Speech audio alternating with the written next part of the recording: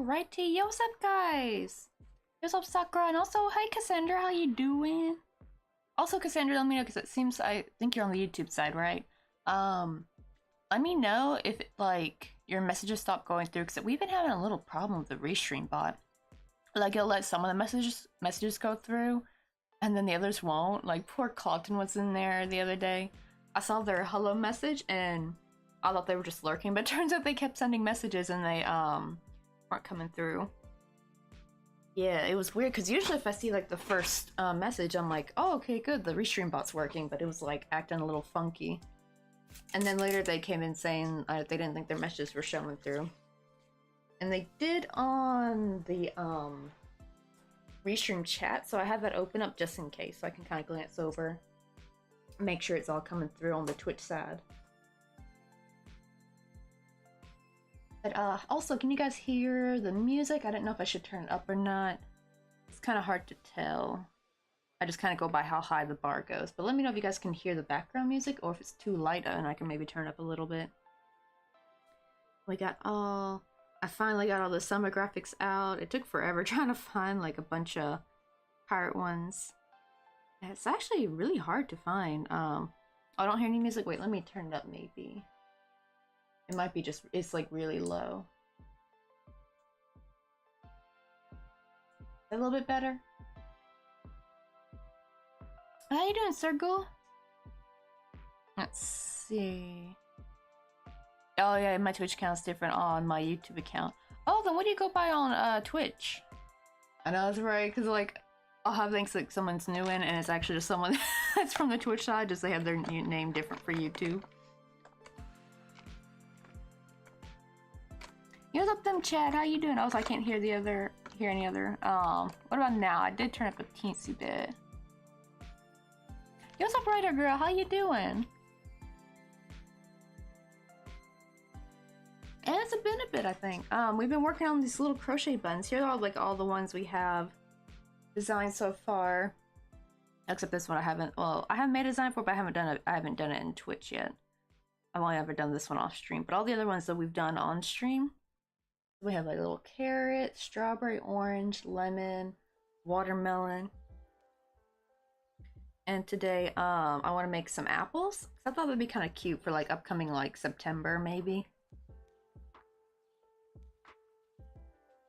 Right? That's usually what I make them as. Like usually I make my amigurumi as earrings, like right? That's all you gotta really do is just make a small little plushie, and then you just attach a jump ring and an earring hook to, and voila, an earring. But then I thought like, how cool would it be if I just didn't stuff it all the way? Like, so I stuff these a little bit less. And, what do you call it? And then I crochet a little loop on the back. Like a little, this one's just a chain, but I actually found it's better if I slip stitch into that chain, make it a little bit thicker, like it'll make it a little hardier. I think this one works the best, the shorter one. I think the carrot one was a bit too big. But yeah, something like this so they can sew it on. But it's gonna be like for other fiber artists, you know, something a little sale. Wait, I need to resend you an email. I got a new phone. Wait, an email for what? Coffee? You want to go Do get I have your old coffee email with address? me? Also, thank you for the follow them, Chad.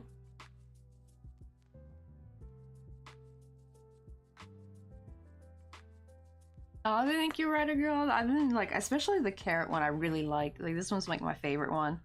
And I have like this little swatch right here.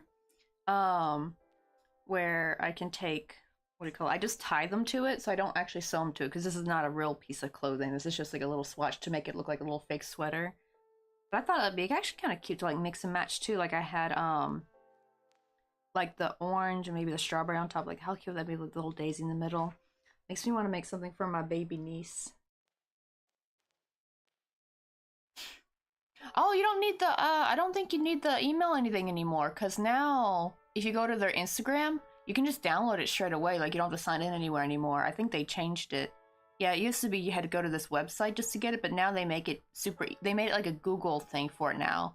So now when you click the link, they just have like shareable Google Drive that you can download from. Yeah, you just gotta go on their Instagram now. What? Oh, you don't have Insta? Well then I'll just download them from Insta and just like resend them in the Discord. I could probably put it through like media. But I don't know if there's any... Oh wait, there should be a new one for June actually. Let me check. Where's my phone at? Oh, it's you, Pink Stuff! Oh, okay. Right? Okay, I gotta remember that you were Pink Stuff as Cassandra. Like, right? Like, Jet is Clawton. What do you call it? I call it Iskrish. See what they got. But yeah, they don't have the little thing anymore. I'm so glad. I kind of hated going on that website. It was so annoying. Ooh, new little video. Oh, I got like a little new dance video. I love these. These are so cute. Oh, I just realized I didn't put Doguri at all on any of the overlays. Okay, I might have to sneak him, like one of him in earlier or later. Let me see. Yeah, you just like click on their link. Where is Pegyoung? There it is, Pegyoung. Oh, so cute. It's driving lessons. Oh, they got different ones. Look how cute this is.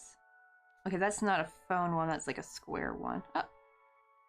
I hate how it takes me all the way back to the menu. Yeah, I think this phone one. There's the phone one. Okay, let me download that one. Like it just takes you this here, but it just downloads and then you just go back. And then there's this one. Where's the mobile one? That's the other one. Maybe this one? Yeah, there we go. That's so cute though.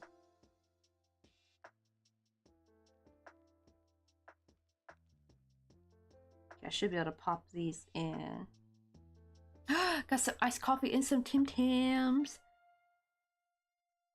Oh yeah, I'll ping you. Let me go. Where is it? Media.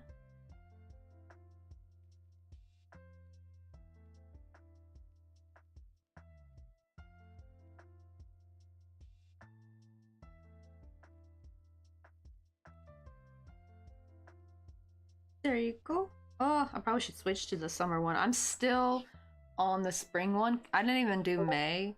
May was cute, but the April one was just too damn cute. Like the Sakura and the little picnic. It was just so adorable. So I just kept it for all of May. Ah, did I send it y'all to the Google Drive? Yeah, it's probably just easier if I just download them and send it to Discord. Because it's just a simple PNG file, thankfully.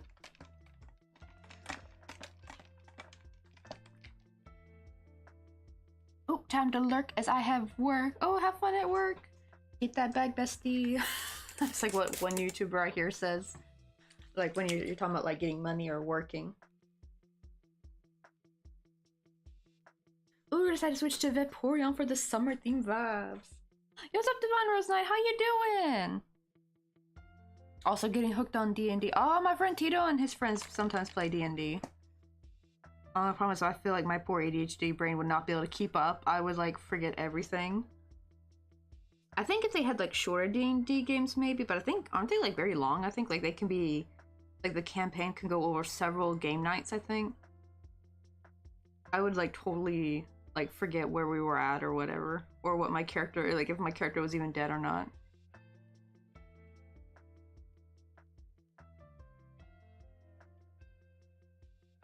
That's true, but I feel like our ADHDs, like everyone's got like slightly different problems with their ADHD. Mine definitely has been my working memory lately, unfortunately. Like it's been totally crap. I suspect it's the birth control, honestly, because it was never like this before until I moved to Korea. And as soon as I moved to Korea, that's when I started taking birth control. Apparently, it exacerbates ADHD symptoms. Oh, and also thank you for the hydrate. I actually have two different hydrates. I have water and I have Gatorade. Oh no, not Gatorade, Powerade technically. It's like, oh my god, it's like I feel like it's like a Tennessee thing maybe, because like, it's a joke that we, so you know like in America they have like soda versus pop or like that, but like in Tennessee we just call everything Coke. Like even if it's a Pepsi we call it a Coke, if it's Dr. Pepper we call it a Coke. So for me like anything like a Gatorade, like the sports drink, I just call it a Gatorade even if it's not Gatorade.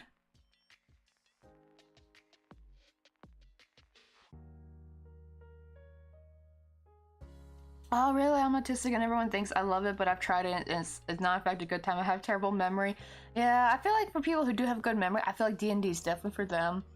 But I'm like, for me, I'm like, oh, it looks cute and fun. I love hearing when, like, if anyone watches The Click, I love his, like, when he gets, like, super excited thinking about new D&D characters. I love, like, seeing stuff like that.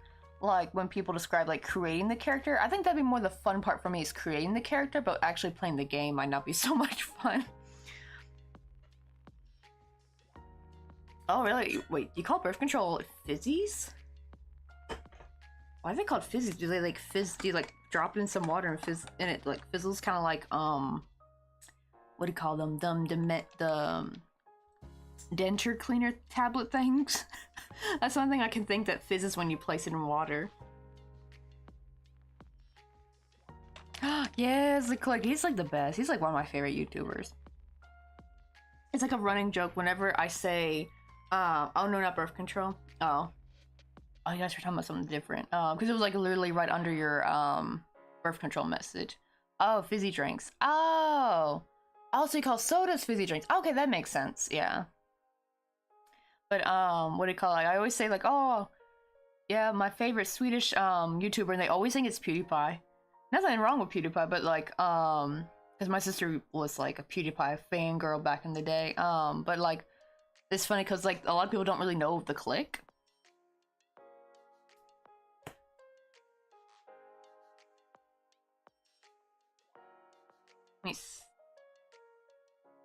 Wait, did any of did that go through? Let me see. I want to see if Divine Rose Knight message. Because, right, it says hates, but I don't see the in-between message. See, this is what I mean. Restream bot. See, now I see it on over here on the computer. It says when I play my I almost I almost read it when I play my ADHD. Like if ADHD was a game, like imagine an ADHD simulation. They should do that, honestly. Force neurotypical to play an ADHD simulation. See how far they can get. But when I play, my ADHD never lets me hate. Let me hates acts being said, which creates chaos in my games. Oh no, never lets me hear. Scrolling up every time I keep trying to read. I have to like keep re-scrolling it up.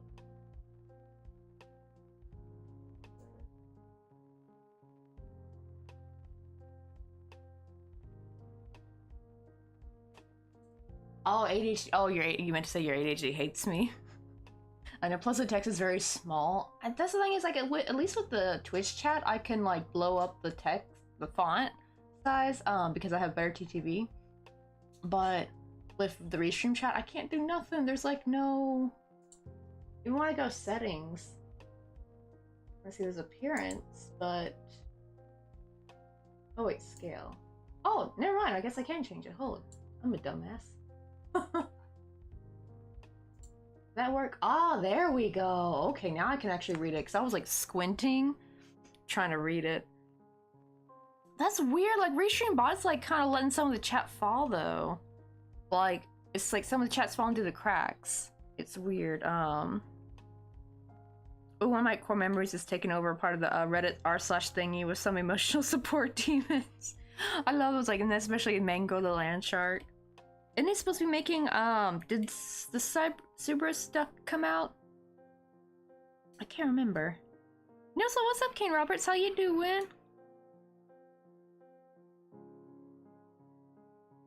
Oh, really? My ADHD is exclusively been the reason I had a character bite the dust. Yo, what's up, NPC? How you doing? We got the summer theme all decked out. Also, we brought back the party chick. She's back. She's chilling. She's got her little pina colada. She's in her little unicorn floaty. I have this floaty here, but I have no one sitting in it, though. Maybe I should put her in here? It might be better. Oh, that's better. Yeah, she's eating a watermelon slice, one of the little tiny baby chicks. She got her little sun hat. Got a little watermelon slice, but I need someone to sit on here, though. Let's put the cowboy. Cowboy can, like, chill. I'll have the cowboy chill there. And for anyone to know, this is our little tiny cowboy baby chick. I made him a little bit ago.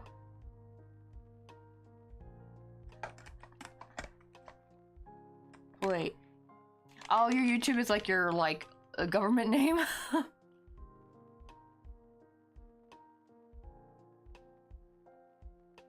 Oh, okay, the server still hasn't come out yet, but I think it's coming out after the, oh, he's making some Pride plushies? Heck, let's go. Oh, wait, that's you, Sakura. Oh, my... Be like, there's my full government name. Be like, I like how Cassandra's like, BRB switching account. I know, I gotta keep account of, like, who's who. Like, Jetness called him. Cassandra is Pink Stuff, and now we know Kane is, Sakura. It's like my poor ADHD brain not gonna be able to keep up. I really wish Twitch chat would just let me see y'all's like profile pictures. I can with the restream chat, thankfully, which is really nice. Like even regular Twitch chat, I don't think. Yeah, it doesn't pop up on Twitch chat. But on restream though, y'all's like both for Twitch and YouTube it shows. Oh, your profile pic. Wait, it's a chick cow. Can't really see from here. Oh, I thought it was like Anime Girl. Let's see. Well, have you seen the person on human? I mean, the person on YouTube making the human-sized Grange World? Oh yes, I have seen them. I actually follow them on TikTok.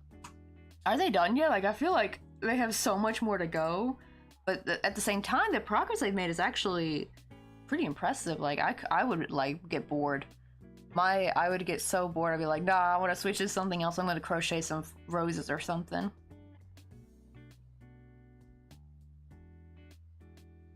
Let's see. Oh, I can't make a cute little amigurumi. I go cross-eyed. Oh, really? I always wondered, like, because that's the thing is sometimes I always get surprised when I hear like people say they have a hard time with amigurumi. Because I always felt like amigurumi was the easier one for me. But then they're like really good at clothing, and I'm the opposite. Like I go cross-eyed when I try making clothing. Like I can make it, but it's gonna look handmade. You know what I mean? Because there's been some people who have crocheted the most like cutest, but they look like they're store-bought. That's how good they are with clothing. And I'm just like, ugh, I'm not good at it.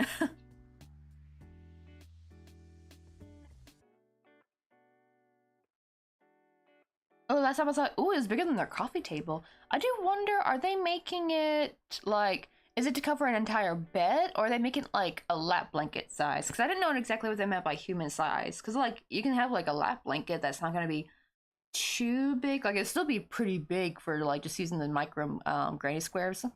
I feel like that would be at least, you know, more of a realistic goal. Unless they like plan to do it within another year. But oh my god, imagine making a like a queen size one. Oh god, they would be working on that for like probably a year or two. My poor fingers too, because actually I had to stop with the thread for a teensy bit, guys, because like I was getting, oh, there's even like a slight bump here from where I was like getting like a little cut repeatedly here, like a little deep cut from like the hook getting in there. Not this one, but the other one, the like micro one. Ooh, and what would you like to put on the crochet desk? We got Rosie. We got a little wedding penguin. We got our little Fortnite loot llama if anyone plays Fortnite.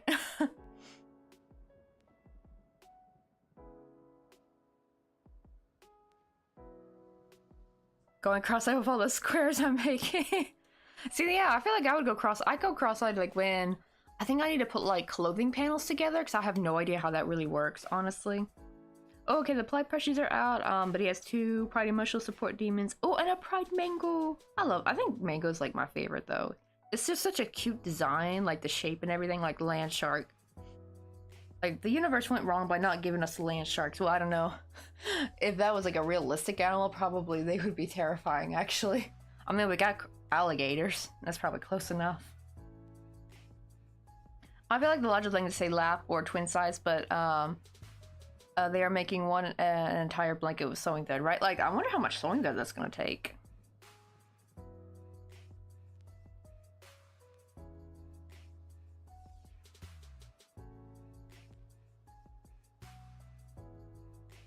Right? Oh, she's summer. Wait, who'd you pick? Oh, Rosie. Little Rosie. It's so funny, every time I hear the name Rosie, I actually think of... I think whenever I watched Caillou growing up, Caillou be like, Rosie! He like say it in the most cutest way or like the most like meanest way. Like when he would like I guess when she would get through his stuff. I mean, I don't blame him. Toddlers do be crazy sometimes. They get into everything. Like I know people like are scared of the baby face. I'm terrified of the toddler face actually. That's the face I'm terrified of because they get into stuff. What's up, Celine? How you doing?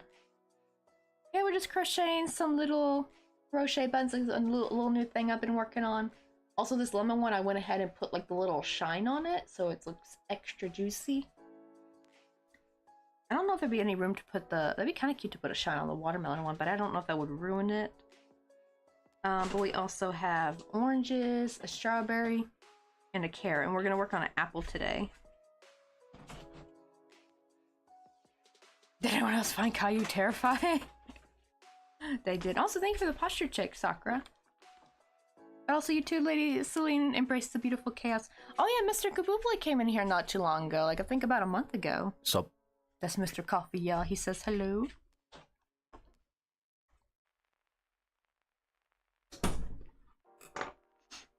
Yeah, Mr. Coffee is making some kamjatang, the what do you call it? It's like a very popular Korean like stew here. It's really good. It's a lot of work though. Very labor intensive. Let's see, I didn't know if I'd be able to have time. We'll see if I have time to make a green one because I want to make like a green apple as well. But for the red apple, I'm going to use the green apple color for the leaf. And then for the green apple, I'll use like this darker green. So I felt like this dark green kind of overshadowed the red a little bit. I feel like this green looks more brighter. Especially because people probably would use these for kids, like for their clothing and stuff. So I'm trying to find the colors I like to pair with. I do want to make different versions. Like I'll probably make like some pink apples eventually, maybe too. But I think they'll be more of like a custom thing. So I'm thinking to make like maybe a button, like crochet, like custom crochet button, like a commission thing. I just gotta type it up and think of the pricing and stuff. You know, you don't want to make too much of something that's might not sell, or maybe it's just not what someone's looking for. So for the ones that are ready to buy up, I want to make like very common, like simple fruits like apples, oranges, you know, carrots, strawberries, something that like people will buy off right at the bat that are very popular. See, it was so nice finding this channel, but I gotta bounce. It's almost midnight for me. Oh, no worries, no chat, because I know, like, because it's for me, it's only 3:04 p.m. here, because I live in South Korea, but I'm from the States though, so I can only imagine how late it is for y'all. I always feel really bad for people who are on Eastern time, because it's probably like 1 or 2 a.m. I think for them. Oh, doing well, just relaxing after work. Finally got the wings for my Maleficent ensemble. I'm so happy with them. Oh, you will definitely have to share a picture when you get it all set up. But I always love like those like really cool like your ensembles, especially with those hats. Like are they like Victorian? I think they kind of give me like a Victorian-esque kind of vibe. I like how Pink Stuff's like, it's 4 p.m. here. Yeah, oh yeah, you're like only an hour ahead of me. Yeah, Pink Stuff's one of the lucky ones. Pink Stuff, Pistol Shrimp. Because they're only like an hour ahead of me. There is like, I think, one region of Australia where I think they're an hour behind us, I think. I'm not positive, but I remember being bamboozled one time when someone was an hour behind me, and I thought they were from maybe Malaysia or something, because I think Malaysia, because I know Takoyaki is usually an hour behind me. And it turns out, no, they were from Australia. I'm like, oh, what area was that? But I done forgot. What's up, Hammock's wifey? How you doing? Oh, you already have the pictures in Discord? Okay, we gotta see. Hold on, let me go. I think it's in the fashion one, right? Or probably selfies.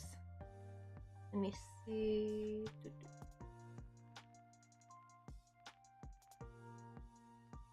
Ooh, these are, look at those wings though. Oh my goodness.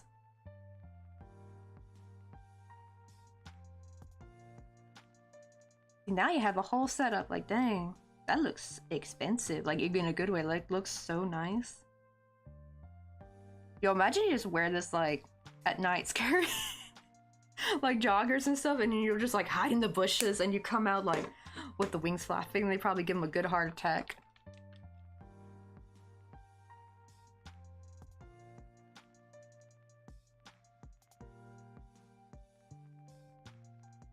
Oh, it's 2 a.m. for Divine, dang. My insomnia was brutal. I feel you. I had like some bad insomnia last night. I actually woke up at like 4 a.m. to use the restroom, and then my body wouldn't let me go back, or I should say more my mind would not let me go back to sleep until like, I think like almost 7. And then I had to fall asleep again at like 10. It's like, oh. I wish I could just get a nice 8 hours through without my body disturbing me. You know, like, just let me sleep through, bladder, please.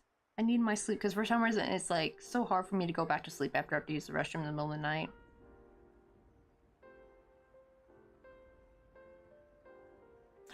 Okay, that's what they're called.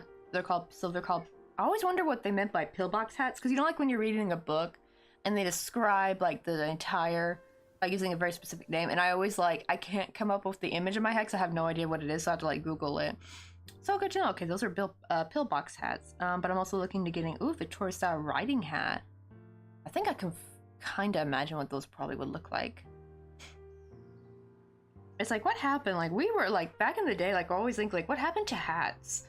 Right? Like, hats used to be such a big part of like human attire, but we don't really wear hats that much anymore.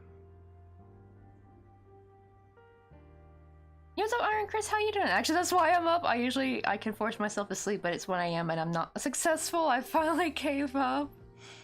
Oh, but doing pretty good. How are you, lovely? Doing very good. I got all the little summer stuff set up.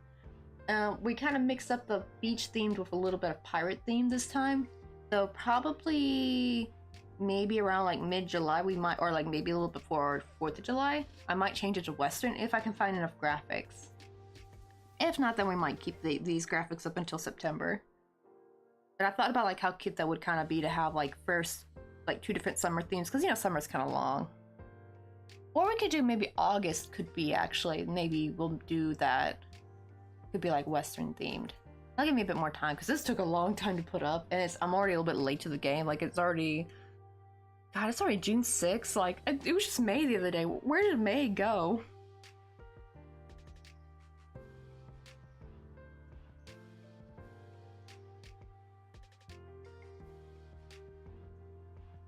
Let me see. Oh, well, you need a hat pin for a riding hat. Maybe, I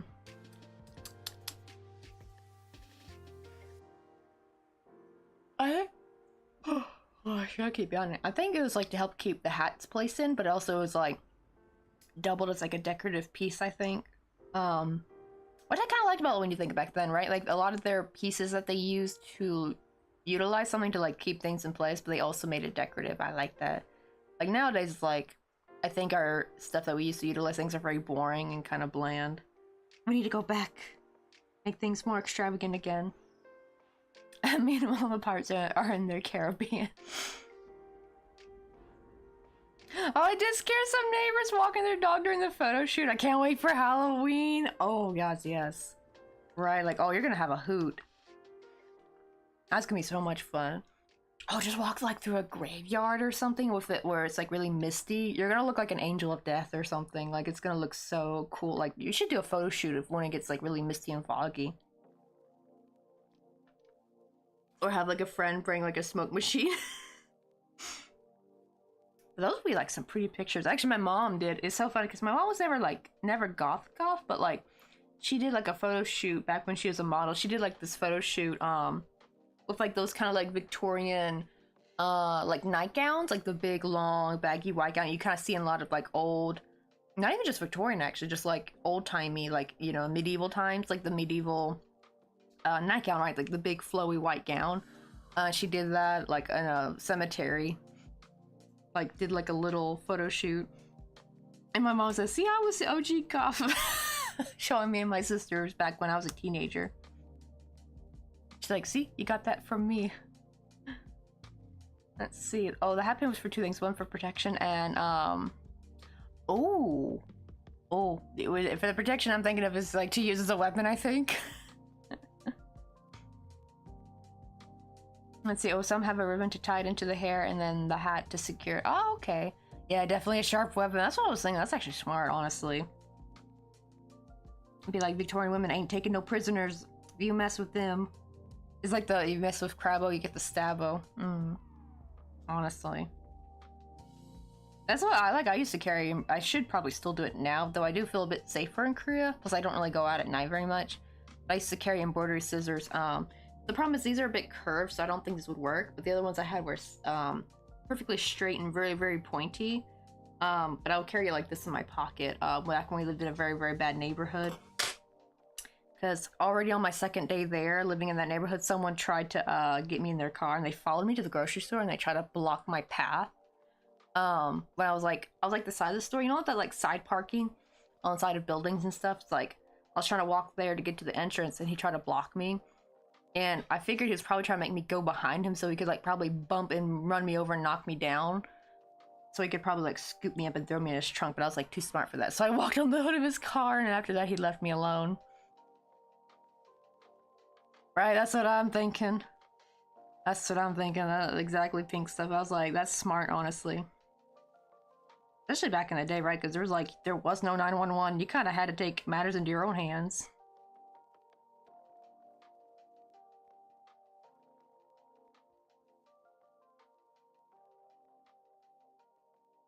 Oh, I almost forgot about muggers too. Right, like that seems to be something that never goes away with humanity. It's like we'll always have muggers in our society, unfortunately.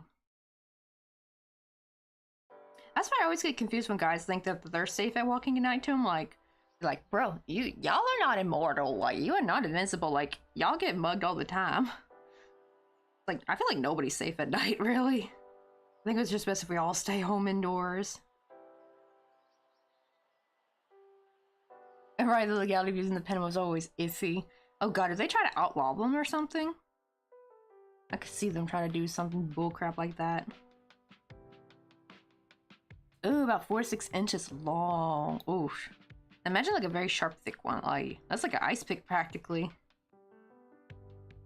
Hey, it could double it. Well, to be fair, they didn't have cars back then, but that'd be kind of cool. Like, well, I don't know how well of an hat pin would work as an ice pick, but that'd be kind of cool. It's like if you needed an ice pick for something, then it could like work like as that. Ooh, not to mention like wildlife too, because you gotta think too, back then things were much more wild, like if you go through the forest or anything. Like, I don't know how well a hat pin would work on like a mountain lion or anything. Like, I don't know, did wolves really attack humans back then? Because I know like always wolves get a bad rep, so I don't want to say like, oh, if you're attacked by a pack of wolves. But yeah, mountain lions, though, I can kind of see hunting humans.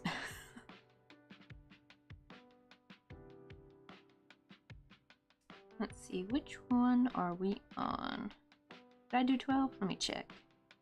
I also need to write down what I'm doing. Oh, 12, perfect. Okay, where's my pencil at?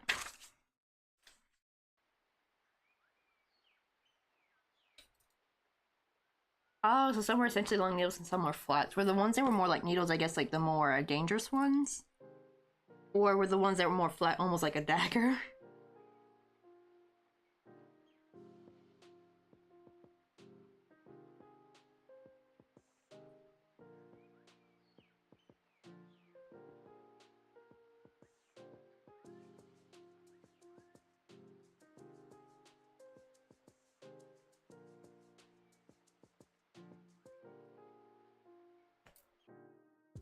Right, I'd wear a hat pin, but I'm scared to wear, or I would be, but I'm scared to wear a hat pin.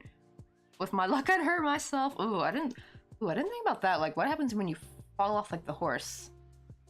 Ooh.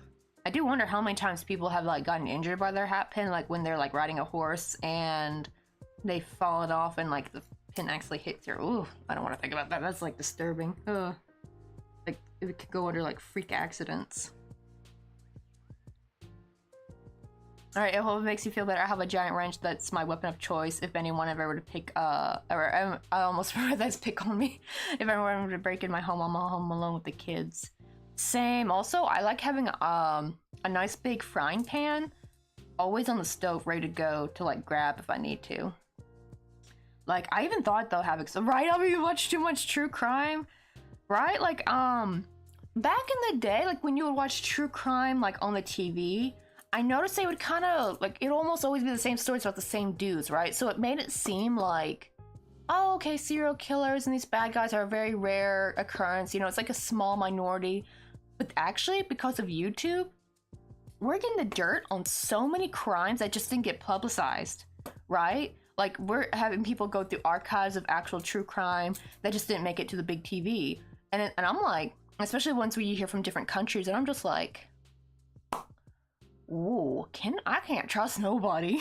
Not even other women, because like I'd be like, oh god, it actually makes me think whenever me and Mr. Coffee have a baby, I'm gonna probably just pretend not to be pregnant for the whole time, because yo, women with baby rabies that are like on a mental health crisis, they be scary. And I remember like I remember the one story about the poor woman who had her baby cut out, and I thought that was just one story. Turns out I think I heard like 3 different ones. I kept thinking it was the same story when I would hear it, and in terms of like, wait, this is a different person. And it's like, oh my god, how common is this? And it's just like disturbing. Right, I've gone down a few rabbit holes. Oh, riping stuff with the craft scissors, because those things are big. Wait, I was wrong. There was a 100-year span in which there were English wolves and hat pins. Ooh, really? So like, maybe they would. And maybe because they could also be like a, you know, if an animal's trying to get you, you can also use it for that. I think, because I know some people get, you know, like I know in America we have guns and stuff, and I feel like for more urban places we probably do need to have stricter gun laws, but I feel like a lot of people forget that some people live out in the rural area, and you kind of need more of that for the wildlife really than you do need the humans for, because like when you live on farmland and you have like a predator come onto your, you know, try to eat your livestock or your kids. Like I heard like one disturbing story about this dude who had his wife thankfully saved their kid from getting eaten by a coyote, which is weird because usually you hear coyotes usually don't bother humans, but I think this particular one was rabid. So right, like you can't, like, you know, the normal tactics of trying to get them away, it's not going to work, unfortunately, which is really sad. I hate rabies. I always hate, like, it's just such a sad disease for animals to get because it makes them go absolutely crazy.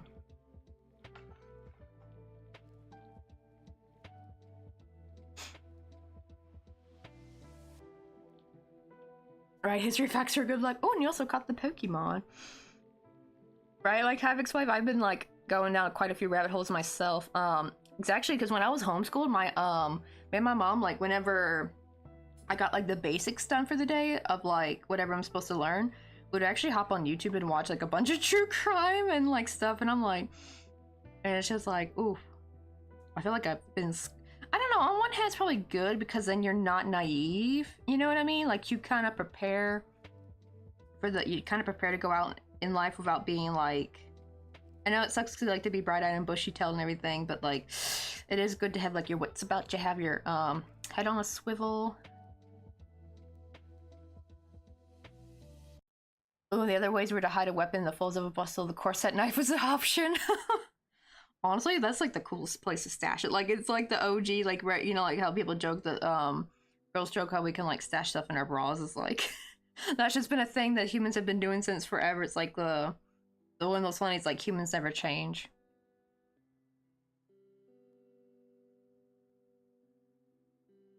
Yeah, like the laws need work around that problem. Yeah, that's what I'm thinking. I think it's more urban areas, the law should be much stricter. You know what I mean? But for well, because it should be somewhat slacked in more rural areas, but you don't want to be too slack either, because like people out in rural areas be crazy too. It's like there's a lot of meth heads and stuff out there, unfortunately. But like I remember I was telling my Korean tutor, this was back when we lived in the old apartment, we had the I had this Korean lady come over to tutor me, and what do you call it? I forgot how we got on the topic of guns, but she was like, oh, why America needs to ban all guns. But I told her, like, they do need to restrict in the cities, definitely. But I told her, because in Korea, there's really no predators here. Like, they used to have tigers, but there's no tigers anymore. They've all gone extinct. You do have to worry about wild boars, though, but, like, there's no big predator you really have to, like, there's no wolves here. There's no mountain lion. I don't think they have any mountain lions. They do have some bears, though, but I think it's, like, kind of rare. And what do you call it? So I told her, like, I actually showed her videos of bears coming into like neighborhoods and breaking into people's. I showed her the bear playing the piano video, and she's like, "Oh, maybe Americans do might be." Though I would prefer not to use a gun on an animal, though, because you know they're just being an animal. But it's more of it's like a last resort kind of thing, you know, like if especially if they're going after your kid or your pet or like, you know, a loved one. You know, it's like, I really wouldn't, really, truly deep down, I really would not want to have to hurt an animal. Let's see. Oh yeah, we got some strong gun laws. Oh, they're locking down the knives too. I heard like, yeah, in the UK you're not like supposed to, as well, like they're trying to lock down on knives, but the problem is people still get stabbed all the time. That's the problem, is the criminals don't pay attention. They don't give a damn about the laws. But that's why I'm like, that's why I always tell people, carry something that wouldn't necessarily be considered a weapon, but would be still a good self-defense. So that's why I like the iron, not iron pan, like, not an iron skillet, because that's a bit too heavy. But like a nice, decent frying pan. Like, I actually thought, like, my idea is, if I go back to America, I'm gonna just have one of those, like, reusable shopping bags with me. I'm gonna buy a frying pan, like a decent size, like light-ish weight, but still got a good, you know, like it's heavy enough, but not too heavy, where it's lightweight, where I can handle it. I'm gonna keep the price tag on it, so it looks like I just bought it. So that way, if I need to use it to defend myself, I can just tell the police, if they ask, like, whoa, didn't you go a little bit too forceful defending yourself? You know, like, they try to do that bullshit, like, didn't you use excessive force to protect yourself? It's like, I know this person was trying to kill me. Of course I use excessive force, but I'm gonna be like, oh, I just bought this, so it's like the only thing, it's just what I had on hand to defend myself, right? Wait, what's, Jack's Law? Oh, we are struggling with the, coward punch, but, wait, what's the coward punch? I know, like, in, New York, there were, like, some dudes were going around punching women, so I don't know if you guys are having like a similar problem. Oh, see, yeah, we have bears, mountains where I live, and I yelp them and raise your hand high. They'll usually take off, don't run away, walk away backwards slowly. Yeah, that's what I've heard, to never, like, never turn and run. Wait, police can see. Wait, they can actually see, like, if you have a knife on you or something?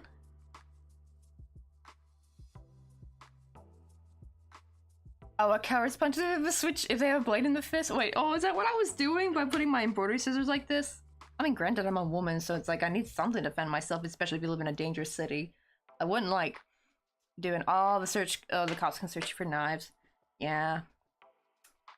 Well, that's the thing too, because I think now it's like, well, maybe I couldn't keep it in my pocket, but like have like a little kit on me, like a little crochet kit. I have like a little pencil pouch I use to like have my crochet on the go with me. And I thought that'd be kind of like a cute, like, you know, like inconspicuous place to kind of put embroidery scissors, and they wouldn't probably suspect it. The only problem is you gotta like really dig for it though. If you're like in, you know, especially if you're in the heat of the moment, you're probably not gonna be thinking straight if someone's like after you. Oh yeah. Oh, because like because if I noticed right, there was a lady named Cecilia, and she was living on Svalbard. I don't think she lives on Svalbard anymore. But literally, they call their guns over there polar bear protection. Like, it's insane, especially during the polar night, how dark it is out there. And I remember being so scared because, like, she's having to carry a flashlight and her dog's leading the way.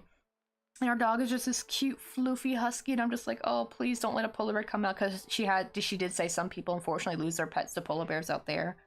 And I'm like, I'd be devastated if that happened. It sucks because polar bears are so cute, but oh my goodness, are they vicious. Aren't they like the most dangerous bear? I think they're like 100% carnivorous. But yeah, so unfortunately there are some areas where you're still gonna have to carry some kind of protection. But yeah, I think for like urban areas though, but that's the thing, is they need to make it strict for the criminals too. Like they need to do it in a way where the criminals can't get away with having their stinky illegal guns. You know what I mean? That's what I hate. It's like when the good citizens follow the law, but of course the criminals ain't gonna, and then someone still ends up getting hurt. It's almost like we're gonna need like giant metal detectors when you go into a city, but that won't really work though if you're going through a car. Not to mention that would severely slow down traffic if you're going through a city and they have to like check everyone to see if they have a gun or not. Like, there's gotta be a way to do it. I don't know how. I don't know how you would organize it.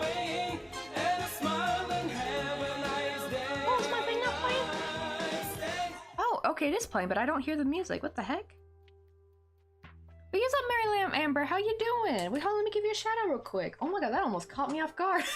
I just saw all the emotes and I was like, wait, are we getting raided? Because I didn't hear my raid like alert. Did the music play for you guys? Do you want to go get some coffee with me? Oh yeah, my alerts aren't playing. I don't hear them. What the heck? Let me see. Do I have it muted maybe?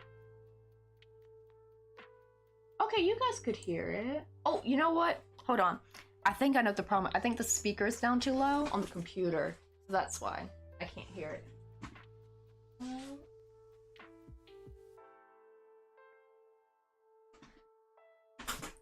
Alright, hopefully that will work. Wait, let me give you a shout out real quick. How you guys doing? Oh, we got streaming. Are you also a fellow fiber art streamer? Grab some coffee? You want to go get some coffee with me? I do love to play Stardew around here sometimes.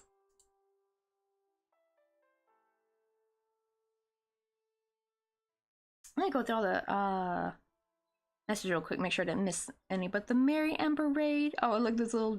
Oh, are those like supposed to be like the little blow up boys you see like on the side of the road? That's what it kind of looks like. Little emotes.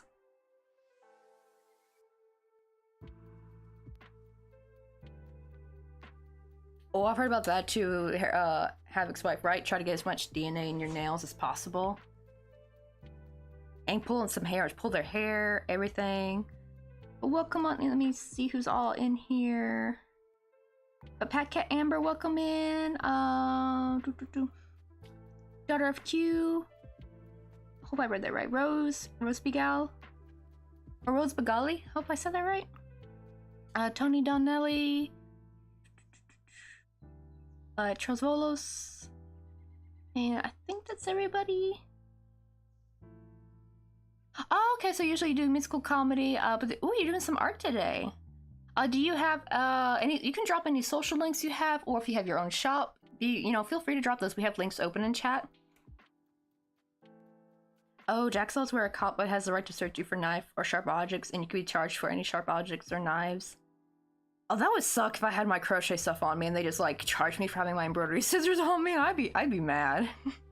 Maybe they probably wouldn't count that, maybe.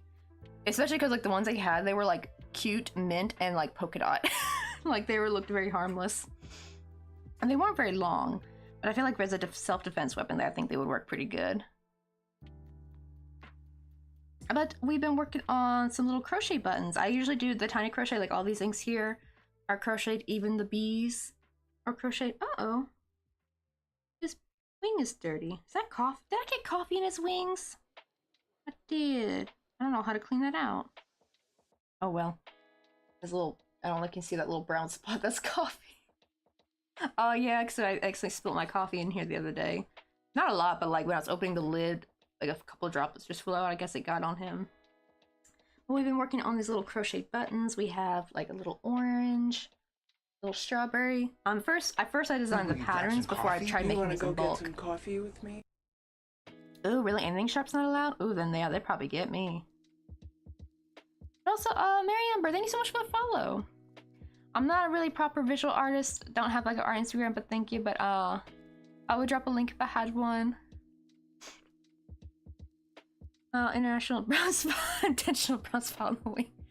I know, right? Like, oh, I mean, I have some stuff that I didn't realize. Like, I would pick up like my little crochet doodads that I've made, like months ago, and I'll like realize, wait, what's this brown stain on here? And it's like from coffee or something, and I didn't know it was on there, or I would have been able to clean it in time.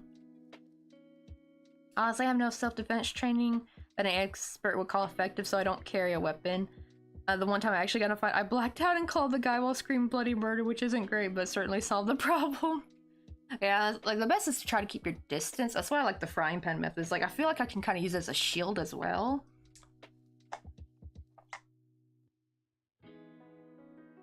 Ooh, I'm gonna have to watch that off stream, right? Because like that's kind of sucks though.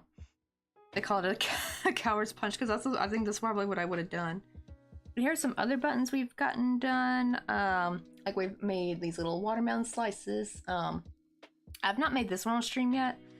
Though I've been working to make it. I have to like change the pattern a little bit for me to make it with the non-milk cotton yarn because this is milk cotton. But if I'm gonna sell these though, I need to make them not with milk cotton because these might be used for kids. Possibly because I want to sell buttons to other fiber artists, but there are some kids, if you have like a milk allergy, you can't really wear things made with milk cotton. This is like not lactose intolerance, by the way. This is like if you touch milk, you go anaphylactic, like that kind of allergy. Yo, what's up, Fraser? How you doing?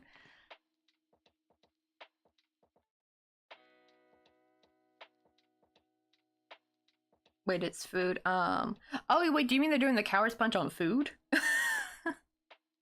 I didn't know cotton made with milk. Oh no, it's a particular brand of cotton. So this one right here is actually made with 100% cotton. Well, except for the middle, that's acrylic. I have like a lot of cotton and acrylic yarn that I haven't touched in a while, because it's just easier for me to split the milk cotton yarn. But I have, where'd it go? I had a skein down here somewhere. So here's the milk cotton, and as you can see, like it actually splits really nice. You see the 100% cotton, I can split and work with it. However, it's very like if I pull too hard, it's going to tear apart, unfortunately. While the acrylic, it gets really fuzzy. Like you can see right here, look how fuzzy that is when I work with a single strand. Like see how grimy that can be. It still looks fun when you crochet with it, but it is hard to frog. Oh, the clip was a real footage. Oh, then I'll have to watch that off stream because I didn't know if I'll get dinged for that. Oosh, what do you call it? But as you can see, like the little individual strands are very strong. They aren't fuzzy. I think because they're still stabilized. Like, see how nice and taut they are? Because there's still two very tiny strands wound together. But I love this yarn. It's my favorite. It has so many colors. It's affordable. And I actually found out milk cotton through a different brand, through a Korean brand, which now they're no longer milk cotton. Actually, they're still called Milky Cotton. Like that's the name of their brand, is Milky Cotton. But now they're cotton and acrylic, but it still feels the same, which I'm very happy with. Just the problem is it's a little bit more expensive, this brand. It's like $3.99 or $4.99 per skein. Actually, I think it's $4.99 now. It used to be $3.99, but that was back during the pandemic, so it's been a couple of years, so the price has gone up by $1, unfortunately. You have the power of milk, right? I think they use the casein, like the protein or something. And unfortunately, that's actually what people are allergic to, I think, when they have a milk allergy. Like, apparently, if they touch, like, kids who had a milk allergy and they were wearing things made with milk cotton, they were, like, sure, they weren't having a full-blown reaction like they would if they touched raw milk. But if it was like they were having trouble breathing a little bit, like their necks were swelling up a little bit. So they were like, yeah, if you have a milk allergy, don't wear clothing made with milk cotton. So I put, like, a little alert on stuff like, hey, this, just so you know, this product's made with milk cotton, so if you have a milk allergy, don't buy it. And if you still want this item, like, hey, hit me up, email me, and I can make the same thing just with acrylic and cotton. Just the colors will be different, unfortunately. That sucks though they can do that though. Like the Jaxol thing, it's like, I feel like on one hand, you know, the weird part is I can just feel, I bet you anything the police are gonna probably check the most non-threatening person though. You know what I mean? I feel like with these kind of laws, like, it's good on paper, but they execute it so horribly. They're not going to actually check for the real, like, because, you know, like, I feel like a cop will probably be very scared if they, like, you know, have to check someone who's, like, a real threat. So they go and check the least threatening person to hit their quota. Unfortunately. That's what I feel. Because I've always noticed, like, it seems like, especially, like, programs like CPS always seems to go down harder on the parents that were actually good parents, just like maybe they had a salty family member that called CPS on them just to get revenge, and they'll like take the kids away. And it's like the real kids in CPS that really do need to be taken away, they don't get taken away. They keep it being put back with their abusers, and it's just so bizarre. It just be like, CPS, what you good for? Why are you not doing your job? So I think what it is like they know it's actually a lot harder to really go into the families that they try to have to really take the kids away from, because I feel like it's a lot more dangerous and they're kind of scared of that. So they just end up never really truly doing it unless you get that one actual true, really brave CPS worker who's willing to do it. But yeah, like the poor, I heard there was a while back, like this poor 2-year-old who, and even he was even in a loving home. Like this lady was took him in, and CPS took him from this loving woman's arms and put him back in his abuser family, and he was like dead in the next week or something. Like, oh, I need to look up that kid's name again. That story was heart effing breaking. It's like, CPS, what in the actual heck are you doing? Like, that person actually had a loving guardian, and it was just, that story was depressing as heck. I don't even know why the abuser parents wanted him back. I think for like, probably for like, I don't know, for something like tax benefit money? I don't know. Like, why? They obviously didn't care for him. It's almost like they don't like it like when they're little, I think it's like I guess they made their kid their scapegoat. So they're like narcissists. I don't like it when their little scapegoat escapes. Like, they can't be letting that happen, can they? That's what I feel like with these kind of situations. Just like, why? The kid wasn't your problem anymore. Why'd you go through that trouble to get them back and just neglect them again? Like, what the heck? You couldn't let them be happy? It's so, like, backwards. Oh, really? See, yeah, CPS are so bad they don't even care. Most social workers quit. And the sad thing is, I feel like those are probably the actually decent people. That actually, the people who probably really have their heart in it are probably the ones who unfortunately self-delete, I think. Because, you know, that's why they get so affected by it and they can't take it anymore. But the, like, ones who just want the paycheck, they're just, like, you know, going through the motions, doing whatever. They're probably low-key narcissistic themselves, I bet, to some degree, and they're just, like, trying to get an easy... I don't know why they could think it's an easy paycheck. Like, that's the thing I never get, is, like, same for teachers who hate kids. It's like, why did you go into teaching? And it's like, and then they say, like, oh, just to get a paycheck. What do you mean? Like, teachers don't get paid very much. It's a lot of thankless work for very little pay. So I'm like, what? I can never, it just blows my mind. Now, it's one thing if teachers made a crap ton of money, maybe. Then I can see, like, okay, you're just trying to get a easy paycheck, buddy. But it's like, no, it's not easy paycheck. It's not an easy paycheck because you have to do a lot of, like, planning and crap. And you have to do a lot of you have to do grading and stuff outside of hours, you know? And it's like the pay is abysmal. And you usually have to get a second job during the summer anyway, or teach summer school. So it's just like, what the heck? I just don't get it. See, that's what I think. I think they were probably getting benefits, I think, from having the kid. And they lost those benefits, so they're like, no, we need to have him back again so we can get that paycheck.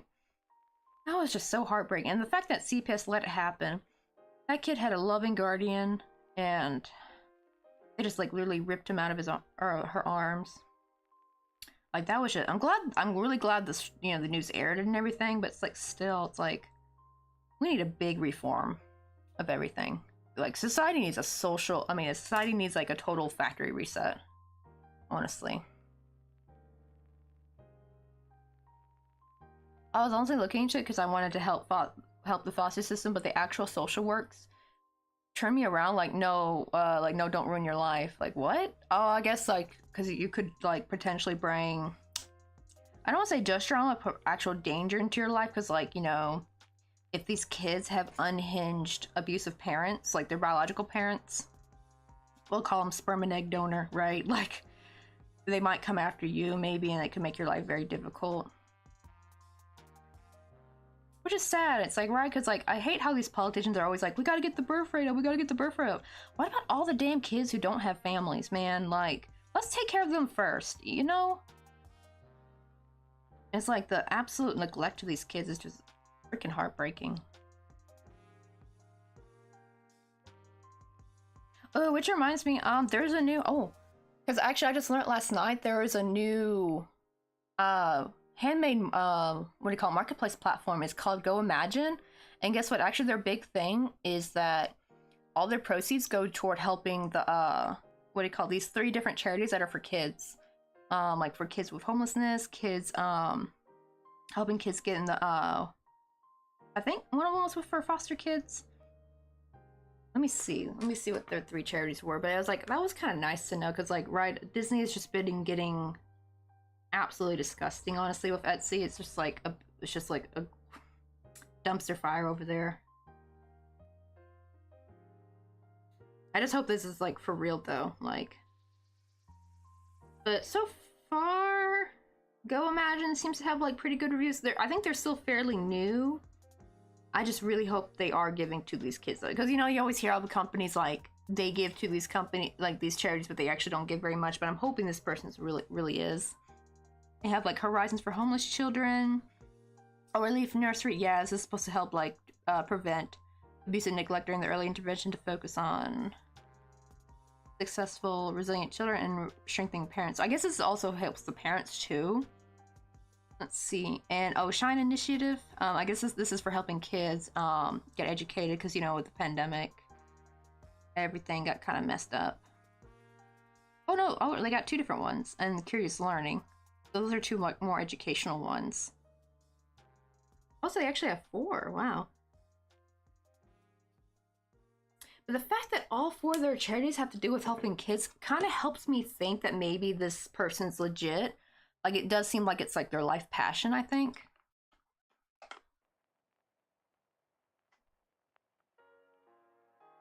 Wait, okay, now I'm falling asleep, so I'm heading off, but have a good night. Good night, Divine Rose Night. I'm glad insomnia's finally departed. Because I know it's like super like 2, right? It's like almost 3 a.m. for you now, I think. Yeah, CPS definitely depends. I witnessed a case where a nasty stepmother called CPS on the bio mom I was babysitting for. The 10-year-old says something to the social worker about there being no food in the house, and she immediately goes to the kitchen and checks the cabinets, right? And then turns to the kid and says, "There's plenty of food. You're old enough to cook your own food, wash the dishes, and help out your poor mom." And then tells the mom, like, "I don't know why anybody called us."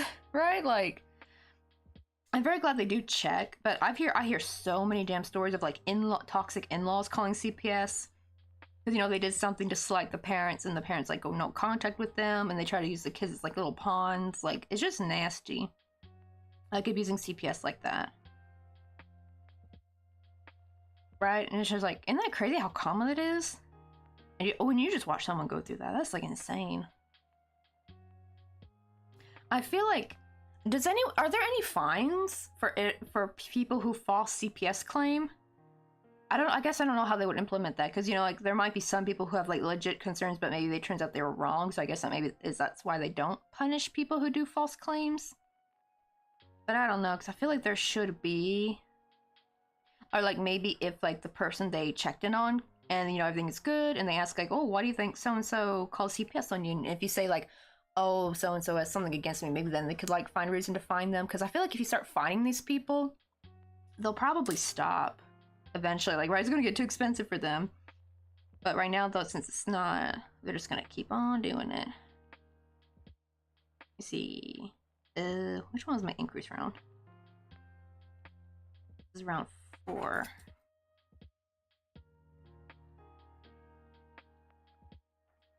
So I think we did 2 rounds, a single crochet.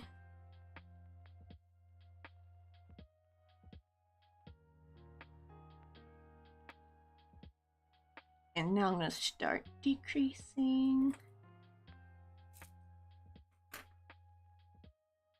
Oh, we adopted the grandma across to show you her daughter Foster's. We got a call one day. I found, ooh, a little baby running in a park in a soiled diaper with, damn, drugged out parents nearby, not even watching him, so her daughter got the baby. And then she got a call to take his toddler brother too, by both these poor boys, everything, and they were so happy. She said the psychopath dad was harassing her and threatening the family and knew where she lived, so they had to give him back to the dad's family. That's disgusting, like, right? The dad, so isn't the dad the one that's all drugged up and don't give a crap? Like, why he cares so much, right? They're definitely using those kids as a little paycheck, honestly. I guess, like, benefits from the UG. That's a sad thing, right? Like, something that was supposed to be a good thing, you know, like benefits if you're like struggling and you don't make enough money, and you get like money from the government if you have a kid, right? Like, it's like a little cushion. It's so nasty how people have turned that into something bad. Now, I know the sad thing is I know there's tons of people who do use it and they're using it for what its intended purpose. But then some people just gotta be scummy like that.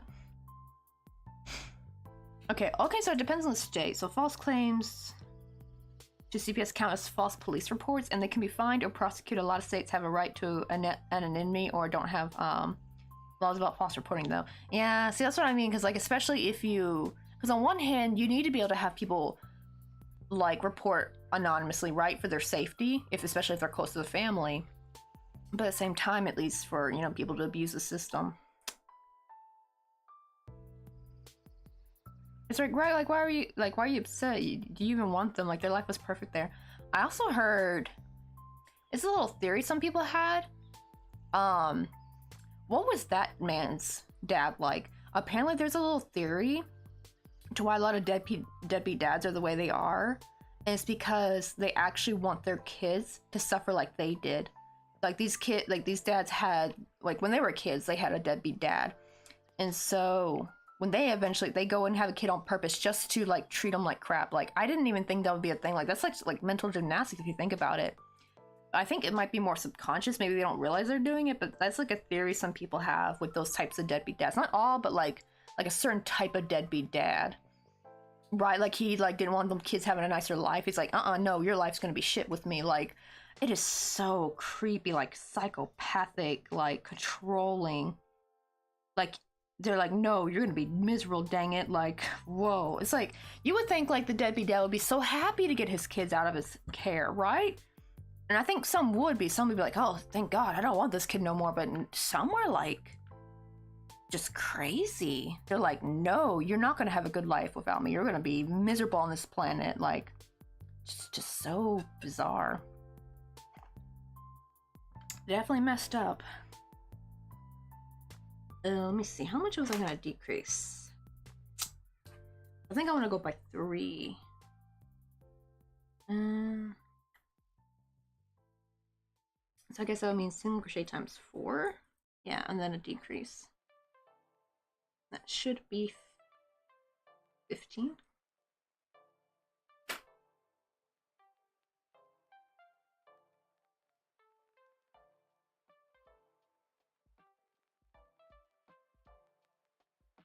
Yep, there's always a messed up one somehow, but there's the people. That's true too, because that's actually very scary. The people who just seem normal and then just one day snap. It's just like, oof. Terrifying.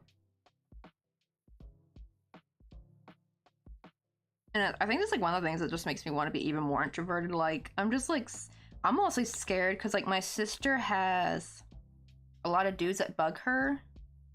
Like they all want to date her and stuff, and like she keeps turning them down. Like, and my sister's a really nice girl. Like, she's not like a bitchy mean girl. No, she's actually very sweet, bubbly, down to earth. She has like dyslexia and stuff, and it's like, so I guess like she always comes across as too friendly, I guess. Like I've even seen her interactions. Like, she's not flirting with these boys, but these boys think in their head that she's flirting with them, and they're kind of obsessive. Like, they'll, if she doesn't, like, if she tries to, like, not answer their messages, like, they'll come around her, because they know where we live. Well, not where I live, but where she and my parents live. Like, they'll come around to be like, oh, why are you not answering my texts and stuff? And it makes me think, like, I'm always scared one day one of these boys are going to snap and do something to the family. And thankfully, my dad does, you know, he does keep guns in the house, because, you know, they're in Tennessee, so it's legal. And it's just like, oh, but I just hope they're prepared for when one of those boys go. Because a lot of these boys are very scary. They're very, like, they're not mentally well. They're not well at all. They're very, like, ugh. They give me the heebie-jeebies. Like, yes, they give me the creeps. These are like, you're gonna be a serial killer one day, aren't you? They really give serial killer vibes. Yeah, one actually was really pissed at my dad. And my dad's never mean to any of these boys, right? He's always nice to them when they come. But apparently, like, I guess my sister was using the excuse, like, oh, my dad doesn't let me date, like, when she was in high school. She's like, which was not entirely not false either, because my dad was like, really don't, you know, like, kind of don't worry about dating until like maybe a year after out of high school. So my sister would kind of use it as an excuse for like, oh, sorry, my dad doesn't let me date. And then one boy kept getting like, he had this weird obsession for a dad, like, oh, I need to teach your dad a lesson. Like, oh, just scary. Like, damn, like, oh, just because the dad don't let you date, so you're gonna go murk him? Like, oh God, these boys need to get a hobby. They need to get something, because, like, they are crazy. Like, it's just, ugh. Yeah, there's nobody who just snaps. There's, like, always a million signs, like, going on for months, if not years. If someone just snaps, it really just means someone was, it means no one was paying enough attention and to get these people mental health. That's true, too. But I feel like there are some people who are really good at hiding it, though. And, like, but I think for other people, yeah, it can be, like, a bit more obvious. Like, no one's just really paying attention. Or I think people don't have... in Korean, they call it nunchi. Like, it's kind of like where you're able to read the room. So I do think for some people, they can kind of like, some people can just pick up on the subtle signs, while for other people, it's like completely oblivious, like it goes, you know, over their head. But like, I can always kind of tell when someone's like a little bit in a bad mood. Like, I pick up on it quick. And I'm like, oh, I'm gonna probably like give this person some space today, like that. Right, mentalist is freaking clean from the inside. There are a lot of people who need help who aren't getting it. There's no such thing as a perfect match. That's true too. Little teenage hormones, much too right. It very was. Actually, the thing is, they're scarier now that they're adults. Because, you know, now my sister can't use the excuse of, oh, my dad doesn't let me date. Now she tries to, which to be fair, she really is truly busy. Like, she was, at one point, was working 3 jobs. She was working, as a lifeguard. but also doing private swim lessons, which that's like a separate thing. And then also as a nail tech, and sometimes even occasionally dog sit. That was like almost like 4 jobs. And she was running around like crazy, you know, like she was living off energy drinks. I kind of hope she kind of stopped because that's not going to be good for her heart. And she would just try to say she's busy, but they would try to say it's like excuses like, oh, we just need a date. And like there's one dude, oh, his name's Jeremiah. He's I thought he was getting better because he kind of looked like he really cleaned up a little bit. Like he started looking nicer, dressing nicer a little bit. Looks like he lost some weight. So I thought he was really working on himself, but no, he's still the same old creep. Like he told my sister, like he saw someone have a baby, and he's like, he told Emily, like, Emily, I want one, and she's like, want what? A baby? Like, bro, you're not even boyfriend, girlfriend, you're not even married, and you want a baby? Are you out of your gourd? Out of your mind, psychopath? And he don't want no damn baby. I really hate it when these young dudes be like, oh, what a baby. No, you do not. No, you do not. Get your head out of your ass. You do not want no baby. You like the idea of it on paper, but once that baby's here, you're gonna be complaining about a baby always crying. You're gonna be complaining that she got no time for you. Like dudes who say, like, especially young, now maybe it's a bit different when they're a bit older, like in their 30s, and they're like, hey, I want to settle down and have a kid. Maybe then they actually are telling the truth. But these young dudes saying they want a baby, they are lying through their teeth. I think really he just wanted to do the horizontal tango with her. That's what he really wanted. He didn't give a damn about a baby. It's just like, oof.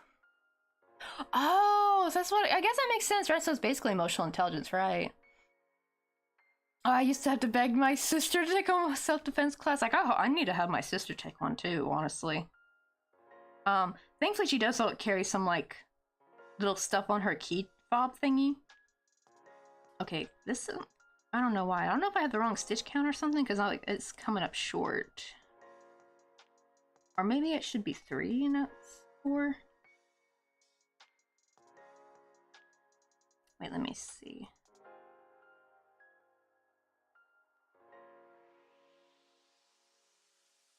It should be, so I think I'm short a stitch, I think.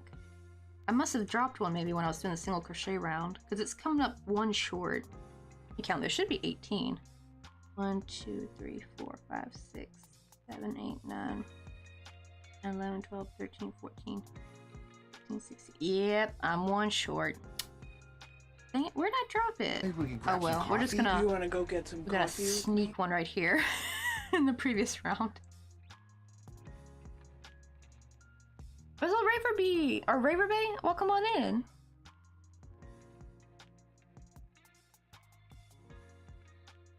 I will say you could probably send her a little self-defense package. Oh, she'll probably have more luck actually probably getting self-defense weapons over on the States, because I'm in South Korea, so I don't even know where to get self-defense weapons over here. That's why I'm trying to use like more like household items. Plus, oh my god, there's like a really weird thing where some dudes here in Korea, they think like if a woman doesn't want to go over to the dude's house and sleep with him, she's a feminist. Like, and their term feminist means feminazi. Like, I don't know if they think about actual feminist, but like but that was like really bizarre though. It was like I watched like Cece's Lesson 3 channel, and she's so sweet and funny, and always has like these good stories. And she actually shows like people will send their screenshots of their funny messages and crap that they get when trying to date in South Korea. And one was like, this dude was like, hey, want to come over to my house? Like, they haven't even met yet, by the way. It was like, I think like on Tinder or something. She's like, oh, sorry, I don't feel comfortable, you know, like, but let's, you know, we can meet in public first. He's like, no, you should come to my house so we can hook up. She's like, oh, I don't really do hookups. And he called her a feminist. Like, what? Like, I'm sorry, not wanting to sleep with someone does not make you a feminist. Like, that's just basic human bodily freaking autonomy, my goodness. Oh, I haven't heard that word in years. Oh, feminazi, yeah. Because to be fair, there is like a radical group here in Korea where they really be hating on men, unfortunately.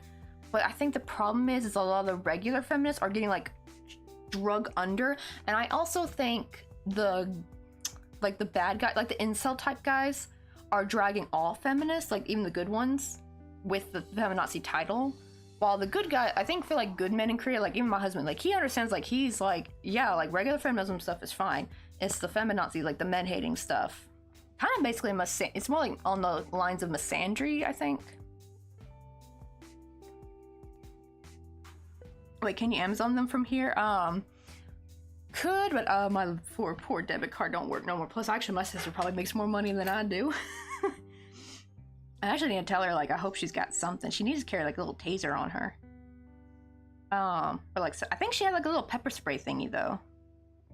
Honestly, she needs to get, like, an arsenal can of bear spray, in my opinion. Right, yeah, they're kind of doing it again, too, and it's just, like, so bizarre. And I've seen, like, those podcast bros where they actually say, like, things like, oh, women being able to make money and stuff is, like, bad. Like, what? But, and I'm like, excuse me, sir. Were you just not bitching about gold diggers in your last video? Like, that's the weird thing. They don't want women to be gold diggers, but they don't want them to be independent either. Like, make up your minds. What do you want? Like, oh my god. Like, I swear, they're like a damn 5-year-old who don't know what, like, freaking flavored popsicle he wants. Like, it's just like, they just can't make up their freaking minds. Like, they contradict themselves so much, and it's, like, so bizarre. It's just like, ugh. Right, self-respect apparently equals feminist. Yeah, men haters apparently. That's why I love, if you watch Manifestelli, I love her channel. She's the one who says, like, get your bag, bestie. Like, I love that, like, her little, little line she has, like, whenever you're getting your money. And she actually, because a lot of guys in our channel will try to say, like, oh, you hate men? She's like, no, I talk about this stuff because I've only known good men in my life. Like, she apparently was raised by a lot of good men in her life. So she knows the difference between good men and these, like, she calls them men asterisks. So, like, I guess, like, but she also says she doesn't want to call them boys either because, like, she says boys don't know better, but men, like, grown-ass men do know better. So she don't want to, like, use the word, because I know some people try to call them, like, young boys. But that's, like, an insult to actual children, I feel like, you know what I mean? So we gotta give them a different name. And so she calls them men asterisk. So they're, like, the more, like, deadbeat type dudes. You know, they don't want to, like, take responsibility for anything. They just want to be able to, like, live the life they want to live, but they still want, for some reason, they want a girlfriend to stay at home and be loyal to them. It's, like, so bizarre. Right? And also, a lot of these dudes actually tend to be the real gold diggers. Like, they want the what? They want a they call it nurse and a person, a bag maid, basically. Yeah, the F-boys, right? Oh, really? The term behind gold digger is actually infuriating. Ooh, wait, what's the real term behind it? Or, like, the real meaning behind it?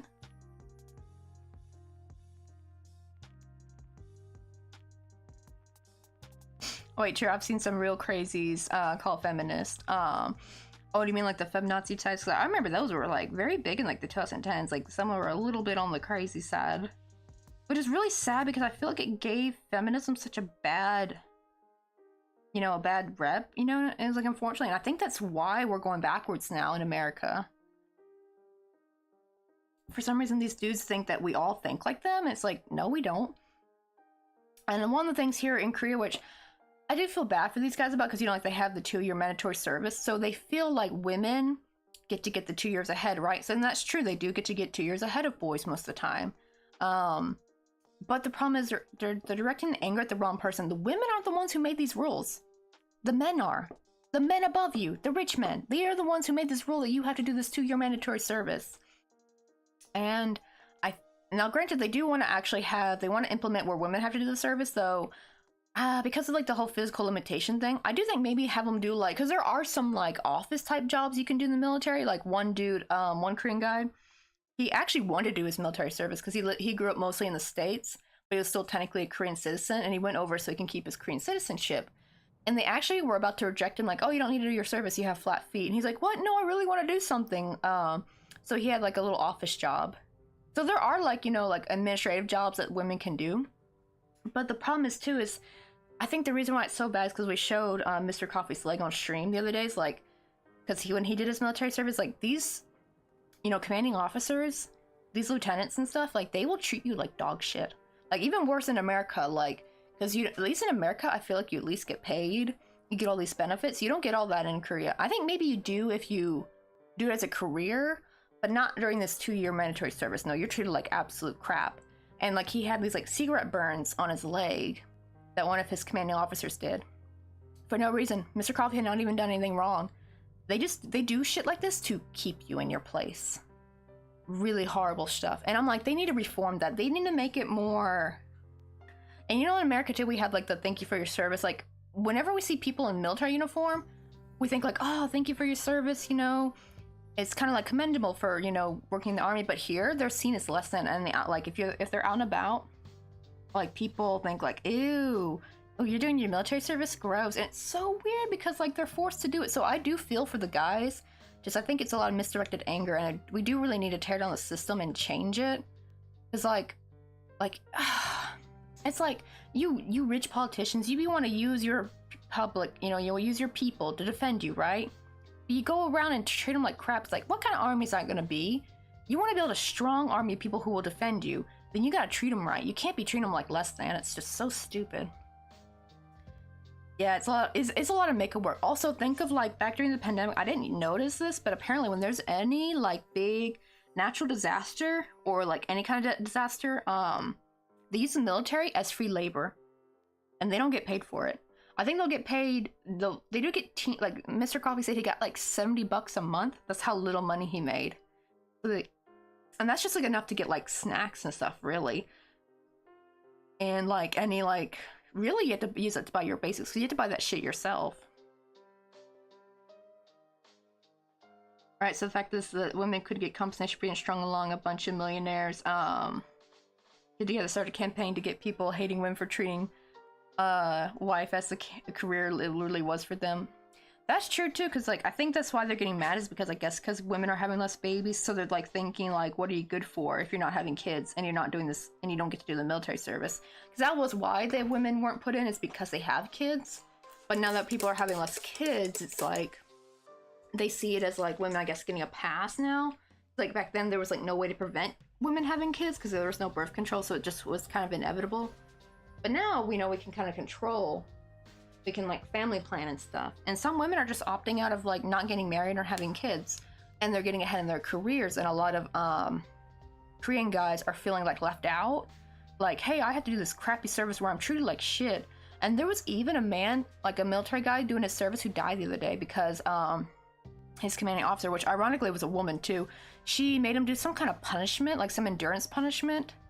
And she would not let him stop, and he actually died of heat stroke. And that was very sad. It's like really sad to think you go into your service thinking like, okay, I just got to put 2 years and get out, and like you never got to get out. And it's just like they really need to like fix how they like treat their people. It's crazy. Oh yeah, remember how women's property belonged to their husbands? They couldn't have professional jobs or bank accounts. Oh yeah, I didn't know. That was like a new thing too. I did not realize that women couldn't have their own bank account until like the 70s, I think. Women were engaged for years and then dumped to go to the courts for financial compensation because their financial oh yeah, future took a hit. Like, right? Like, see, now it's like all separated, but I think the guys are kind of mad that it's kind of gotten all separated. Like, they want to go back to the old ways, and I'm like, no, do not take us back to the old ways. That's weird to think that my mom was actually born before she could even have her own bank account. Thankfully, by the time she was a teenager, it was 80, so she could have her own bank account by then. Right? It's like, we expect you to make wife your job, but how dare you pay attention to your finances? Exactly, right? Like, that's the thing. It's like they want... Like, they don't... Because I remember, like, one of these podcast bros were, like, saying, oh, women wanting materialistic things is, like, a red flag or something, or wanting to make their own money. It's just, like what you guys do? Like, what? Apparently, we're supposed to be happy just serving them and being their freaking nurse bang maid. And it's just, like, what the heck? Like, it just, so nasty, honestly. Right? They don't want to fund the stay-at-home person. That's, yeah, because I've heard, because there was actually, it was so weird, because there was this text, you could probably Google it, I think on YouTube or something, like, dude who wanted a traditional wife, but still wanted her to work. So the dude was like, hey, I'm sorry, like, this might, you know, turn you off, but I'm really looking for a traditional woman. And the woman got excited. She was like, oh, actually, that's what I want. I really actually want to be like a stay-at-home mom, so I can stay at home with my kids, you know, I don't have to worry about working. And then, like, she's going on thing, he's like, wait, what do you mean you're not going to work? And she's like, well, you said you wanted a traditional woman. Isn't that what a traditional woman does? Stay home and take care of the kids, clean, cook? He's like, you think you're not going to contribute to the household funds? And blah, blah, blah. And like, he went on a rant about her, and she just had to block him eventually. Like, my good sir, you said you want a traditional, like, you want a trad wife. Like, I don't think you know, like, oh my god, it's giving the meme, like the Princess Bride meme, like, you keep using that word. I don't think you know what it means.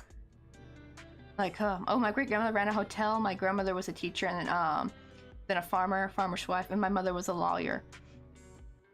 It is kind of actually, because because women actually technically always worked back then.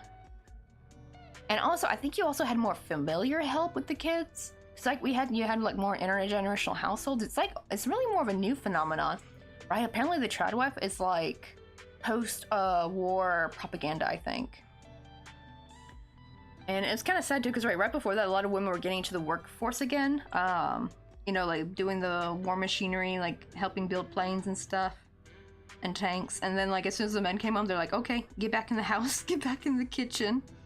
It was kind of sad because a lot of women got like a taste of what it was like to work for themselves and make their own money.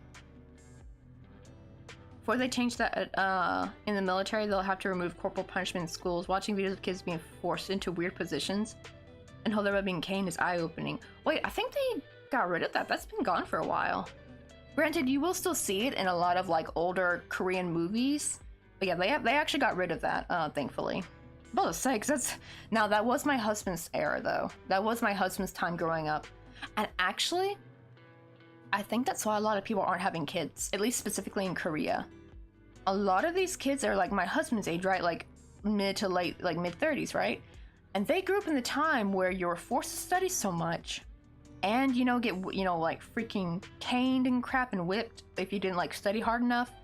And so they're like, I ain't bringing no kid into this. I ain't gonna do this to my kid. And the ones who do, thankfully, you know, that do have kids, they're thankfully starting to treat them a bit different. The only slight problem there is a little bit going on is that now we are unfortunately getting some really entitled kids. If you looked at the story about I think there was like 2 different teachers who self-off themselves because the parent, back then it was like teacher and parent ganged up against the kid. Now it's parent and kid gang up against the teacher, even if the teacher didn't do anything wrong. Like, there's been some, like, this poor kindergarten teacher who was not even mean. Like, she was actually, you know, like, she just put this kid in timeout because he was misbehaving. Was not even a harsh timeout, and, like, she was getting berated by parents. Like, how, it's kind of like how dare you, my little boy is a precious little angel. Like, we're getting those kind of parents now, unfortunately. Not all of them. There are some more balanced some more balanced kids, thankfully, or balanced parents of my husband's generation. But unfortunately, some went because, you know, the pendulum always swings in the opposite direction, unfortunately. Oh, yeah, dealing with a newborn alone as a couple, now it's new. Right, and sometimes the dude don't even get paternity leave. He has to go back to work. And it's even crazier when you think, like, especially if she had, like, a C-section. And it's so weird because, like, if you got any other abdominal surgery, like, if you had, like, to get, you know, surgery on your stomach or something, or your intestines, people would think, oh dear, you need to rest. You know, like, you just had surgery. But if you get a C-section, it's like, whoop the F and do, here you go, take care of this baby. Oh, if you don't, oh, that kitchen's messy, oh, you a lazy ass mom.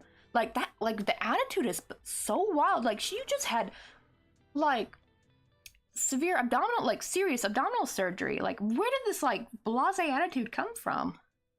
It is scary. It's like, that's why a lot of people are turning away from having kids. They don't want to be, like, pinned in this, like, little hole of, like, oh, you're a bad mom, blah, blah, blah, blah, blah. They're like, well, okay, I'm not gonna have kids then. Yeah, I mean, entitled parents don't exist in my dad. My dad didn't stop talking back to teachers because they caned him. Oh, gosh, yeah. But it used to be, though, like, the parents would, like, agree with the teacher, though. But now it's like, now it's kind of gone too far. Now a lot of actually teachers who are not even, like, mean or anything, like, they just kind of, like, they gave the appropriate punishment to the kid because the kid was legit misbehaving. And it's not even, like, they're not even getting, because, you know, there's no more corporal punishment, so it's like a normal punishment, like, hasten the corner, or do this extra assignment. And now these parents are coming up, blowing up the teacher's phone, coming in and screaming at the teacher's face.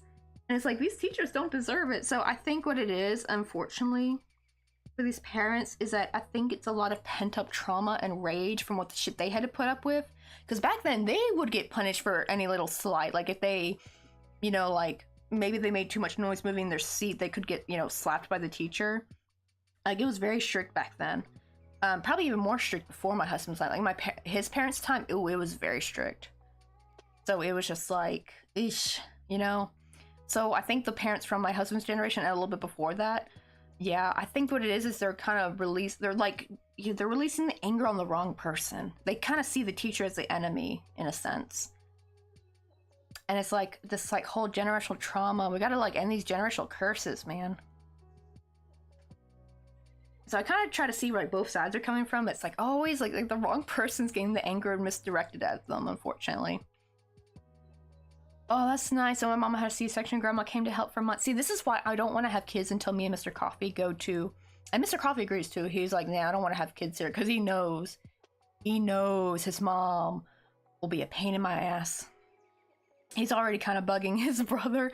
Like, he said, like, his brother said, damn, ever since we had our baby, like, she won't stop bugging us and, like, nagging us and stuff. Like, now she's on... like, the brother-in-law's on her radar now. It used to be more my husband was on her radar. Like, I don't know why. It's like I don't know if she has like BPT or something. She's got something. And it's just like, she always has to be right. She always has to nag someone about something innocuous. It's just so crazy. And also she's always fat shaming me. And she's always like saying, oh, Maria now, like, has she lost weight yet? Oh, and I'm not about to deal with that shit as a postpartum, you know, having a postpartum pregnant body. Nope. I ain't dealing with that. No, I'm gonna be home with my mom, who's not gonna give a damn about my weight, who's gonna be just there for me. Plus, my mom's a really wonderful, like, wonderfully balanced mom. I was so lucky to freaking have her, man. Like, I grew, because a lot of my friends had, like, they had their fair share. Like, some, trying to think of who. I think my friend Elena, like, her mom was a good mom, like, a nice balanced mom. I think that's why we got so along. Their moms were very similar. But I had, like, other friends who had, like, overly religious moms who were just, like, batshit crazy. And just, like, oh. Right, I don't want kids unless I can adopt them. That's what I'm actually thinking, because I have no idea if I will have fertility issues or not. Because my aunt does deal with that, so it is genetic. So I don't know if I've gotten that or not. We'll just have to see. But, what do you call it? If we don't, then we're probably thinking to adopt, maybe. And actually, the thing is, if I'm gonna adopt, I'm probably gonna adopt someone a bit older, actually. Like, because then you can kind of skip the baby toddler phase. Because I'm like, I actually thought, like, why don't people adopt more? Like, for people who don't want to have a baby, they want a kid, they don't want to have a baby, you know what I mean? Just adopt. You can skip the whole, you don't have to change poopy diapers. You don't have to worry about, like, a toddler getting into your shit. You can get, like, a kid, get, like, a 10-year-old, 9-year-old, you know, like, I think elementary school age kid's a great age for adoption. Like, you can skip the whole sleepless nights baby face thing, you know? Like, I actually don't know why people don't adopt more. Because that actually got me kind of excited, thinking, like, dang, if I adopt, I ain't going for a baby. Like, no, thank you. I will skip that phase if I can. Oh, when I was a child, I wanted to adopt a sibling set, right? And that would be so sweet of you, too, because, like, I know it's, like, probably devastating for so many siblings who have to get separated. Or like things I was like, I don't want kids at all. Yeah, I'm more the what they call a fence setter. I don't want kids unless I have optimal housing and finance, and you know, my health is good. You know what I mean? Like, if I have any like major health drops in the next few years, then I probably will give up kids entirely. Oh, right, Aaron, Chris. You know the funny thing, Aaron, is that when I met my brother, I had just gotten down to a size 10. I had just lost a bit of weight before moving to Korea, and I was so excited. I fit into an old pair of jeans that I couldn't fit in since high school. I was feeling good, and I'm 5'6", so a size 10, US 10, like right size 10 dress size, is not fat. That's just like a little overweight, right, on a 5'6" frame. And the problem too is I'm also pear shaped, so my thighs are very, very big compared to like Korean women's thighs, right? I think they hold a lot more of their weight in their stomach, so they can kind of hide it sometimes if you wear like a flowy blouse. Me, I can't really hide it, because even if you wear like flowy pants, it's still very, very obvious. And like, my mother-in-law was like, why'd you marry this fat woman? And it's just like, now I'm it's funny things, I'm a size 12, and it's driving her nuts. It's just like, well, honey, you called me fat at size 10. Too bad. Apparently it's because like she can't show me off to her rich friends. She's like too embarrassed to show me off because I'm too overweight. She says she actually wanted a foreign daughter-in-law. She was actually excited when she heard that he married a white American girl. She got really excited, but she got mad at two things. I was the wrong tax bracket and I was the wrong weight. She was hoping I'd be like more from a more, you know, well-off family. Not rich necessarily, but like at least like my aunt's like kind of probably like tax bracket, like middle class, like higher middle class. She was hoping that was that, and then being, I guess, not waif like I was like too big for her.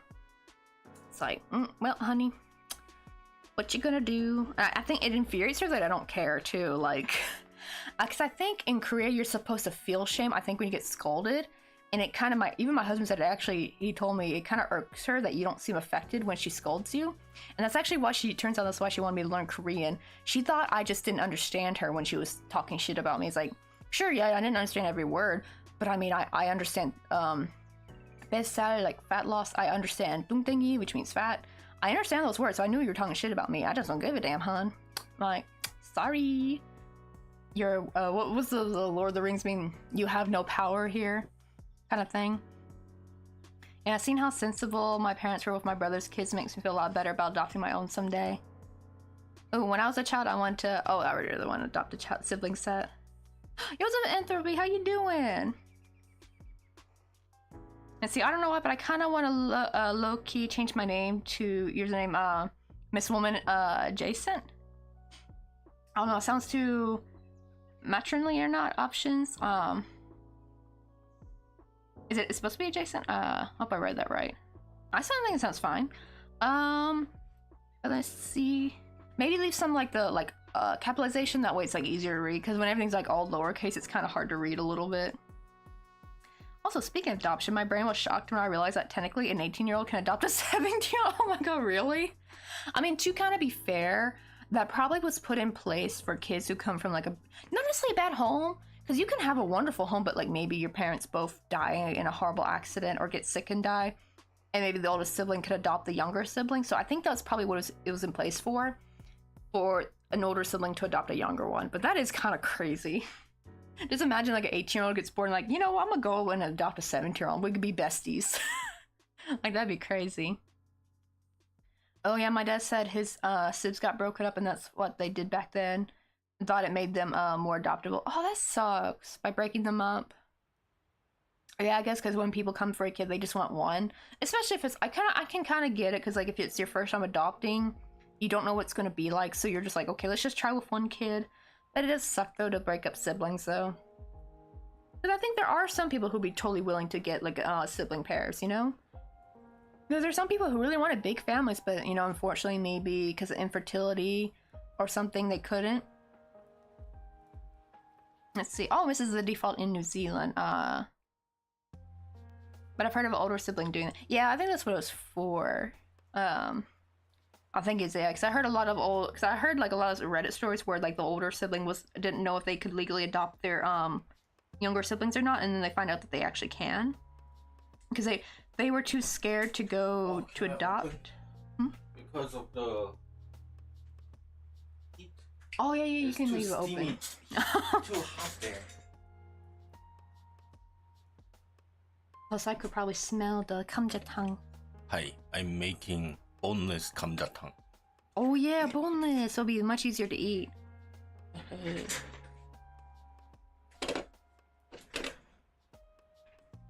Also, I need to use the restroom in a second. So you can. need 감자탕 or the 해장국? Which one you like? Because they're a little bit different. Oh. 해장국 is what we ate in the bus station. 감자탕 is added Spice. added 깻잎. And sesame powder. Oh, I like that. Oh, let me check, because I gotta use the restroom anyway, so let me put up real quick for you guys. Yeah, I've been holding it in for a bit. Where is a little BRB message?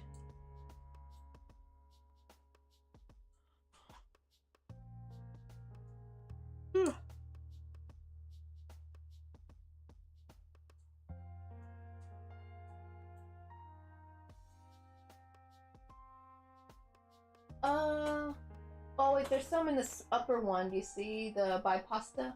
That's like all the littler ones.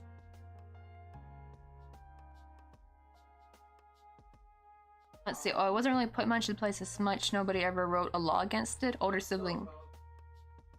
Oh, that's good. Older sibling. Oh, older sibling taking legal charge of the younger one is oldest community. Yeah, I think that's why they didn't put any laws against it, because that would actually. Because that's the thing, is that would actually if they were like made a law against it, then more kids would have to go in the system, and that's just gonna put more burden on the system. If the older sibling could just, you know, if they're able to and wanting to take care of them, then like why, you know, mess with that, honestly. I mean, if you get a sibling set, it's just one family heritage culture to keep them in touch with. That's true too, because like, you know, I think them getting separated would also create additional trauma for them, and that could also, you know, lead to difficulty raising them and stuff. I think it's actually honestly better to like keep them together. Oh, that sounds delicious. I'm making Indomie. I hope I said that right. The moment my dog moves off my lap. But I will be right back, guys. I'm gonna go use the restroom. My bladder can't hold it no more. Better.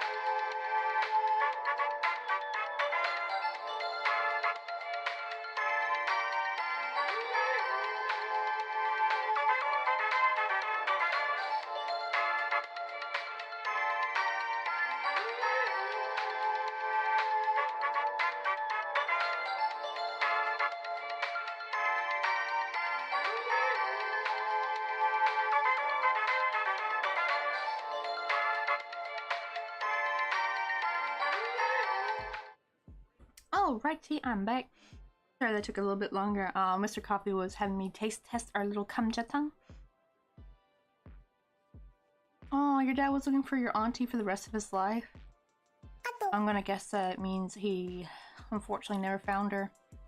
I feel like at least nowadays with social media, even if they do get separated, you know, like they'll have like a higher chance of being able to find each other. You know, back then though, we didn't have such things. Get myself adjusted in my seat. Alright, let's see. I think I'm gonna do one round of single crochet after this one.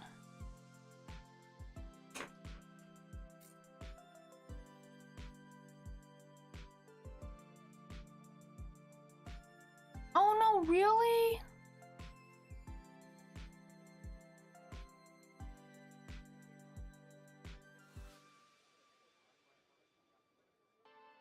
That's so sad too, because like it was like he was so close. Like to never get that closure too, that's gotta be heartbreaking.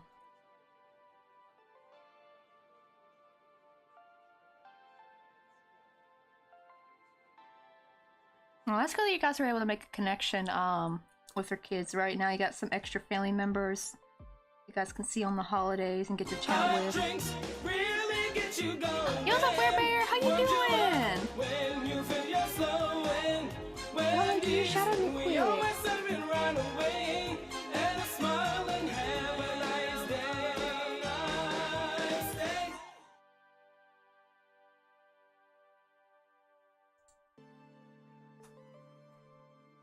How you guys doing? We're trying to make some apple, what do you call it, buttons. We've been making a bunch of like the different little buttons. And our latest one is this little lemon one here we made back on Tuesday. It's got, was it Tuesday or was it Monday? No, I think it was Tuesday. I even put like a little shine on it, make it look extra juicy. And now we also got some carrots, got some carrot ones. I'm basically just trying to design all the patterns first so that way I can like remake them over and over again without there being any differences. Try to make them as identical as possible.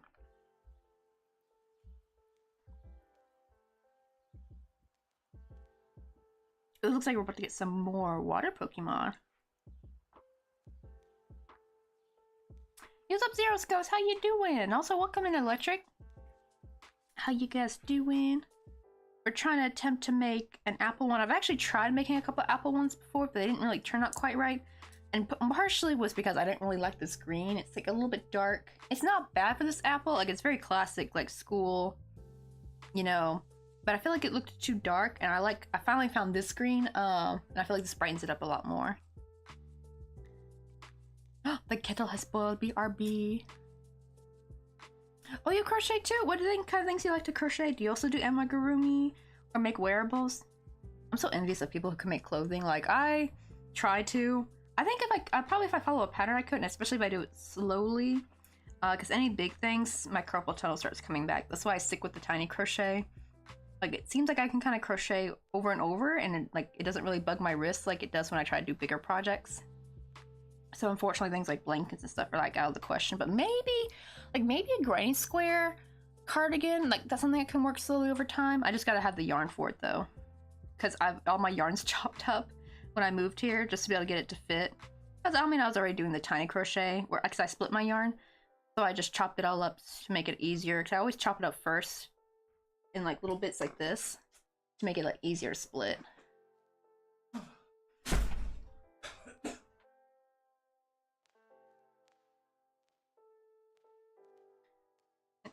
Oh, we made the Twisteria Twitch hat. Oh no, witch hat. That I wore towards the end of stream. Oh, do you have any pics? Also, feel free to drop any links though if you have like a shop or your socials, Werebear. I gotta remember to tell everybody that when they come in with a raid, like drop your social links or shop links, because we have links open just for that reason, because we try to promote other artists. This is me one. Also the white one with the red. What is that thing on it though? Like what's this? the design? Like, does it have a name? Me one. No, I mean the pot. Pot? Yeah, it looks like the old Korean king food. Ah, okay, that's the shape of it. I didn't know if the pot had like a specific name. It's like so uniquely shaped. Oh, they say hello. Mr. Coffee says hi, everybody. Yeah, he's making some boneless kamjatang. Because usually, the funny thing about kamjatang is usually it's named after the bone of the meat that you use to make it. Because I mean, they do put potatoes in it, but that's not why it's called kamjatang. It's called kamjatang because of the bone, the pork bone. It looks like a potato. But this time he's doing boneless kamjatang because it can be kind of like annoying when you try to eat kamjatang and it's like a slow kind of meal to eat. 'Cause you have to like pick at the meat with your chopsticks, picking it off the bone.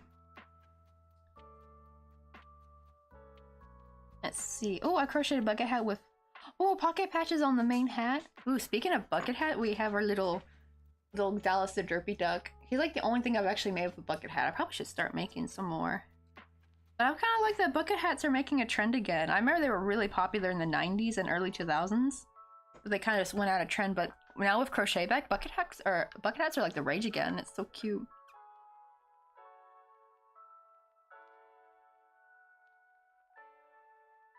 Let's see. Do I want to do? Actually, wait. Hold on. I think we'll make. I was gonna make this a single crochet round, but I think that'll make it too long. That was the other problem with my other apple, is it was too long looking. Let's do one more decrease round.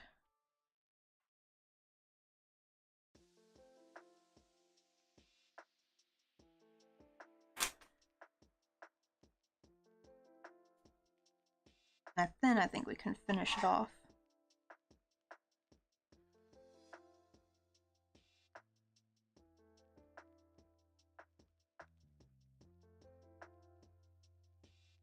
Like, oh cool, want to have a twist. Oh, we make the brim very long, so it's like a extra long bucket hat. Oh my god, so it's almost like a sun hat bucket hat.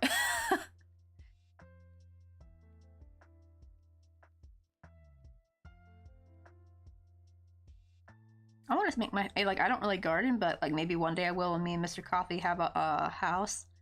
But I one day want to make me like a really cute crocheted sun hat, and like have like all the different like crocheted flowers on it. Just, I sometimes ponder if that will be a good idea or not, because like that might also make me a bee magnet. I don't know. Anyone have an experience with that? Like if you have flowers on your hat, or you have like wearing a flower print shirt, like are bees really attracted to that? I've heard sometimes that's like the case.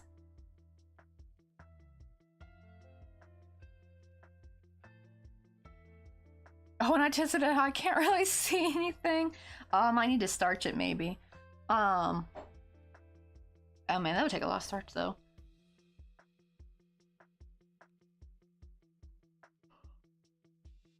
Or probably would have worked is after making the head part, when you make the, maybe like double up the yarn. Maybe they'll make it a bit thicker and a bit stiffer. Because yeah, I can see that like with yarn rather it's gonna like dip down. I always wonder how they get hats, the brims of the hats to be so stiff, and I think that's just really just from the material it's made with.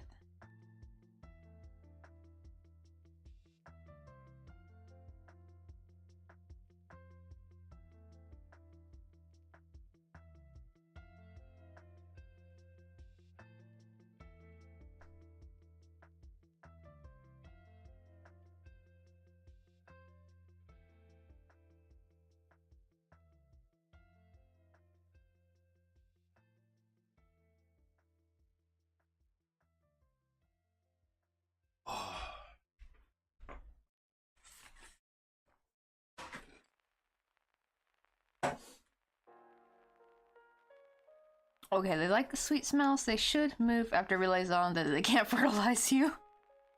I hope so. Because this is, I kind of want to basically make my own version of Rosie's hat, like something like this. Like sometime in the future, like a human-sized version. Like how cute would that be?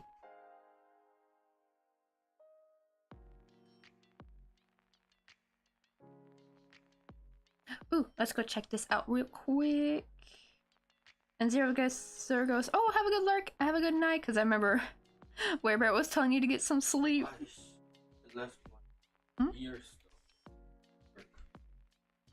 Oh. Oh, do you have the C-type earbuds, or did you bring those to work too? Yeah, work. Oh shit, really? Yeah.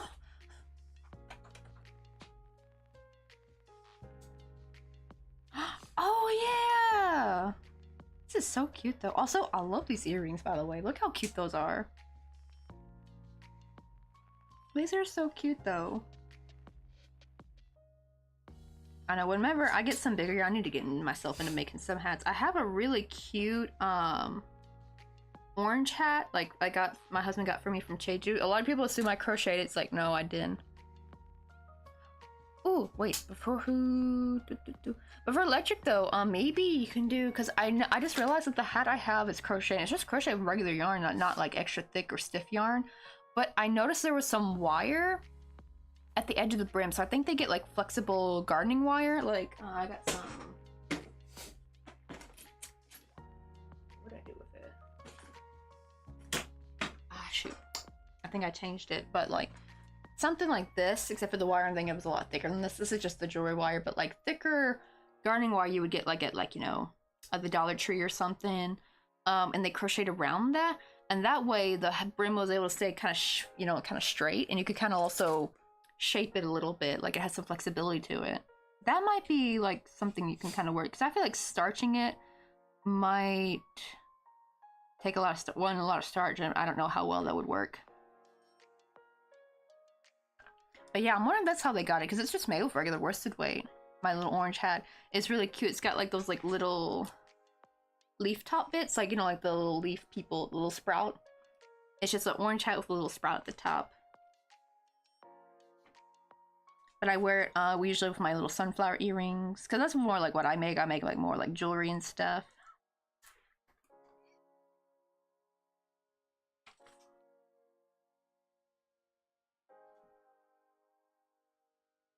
Well, that probably work too, yeah. As long as like the wires, like you can kind of work with it. I think that will work.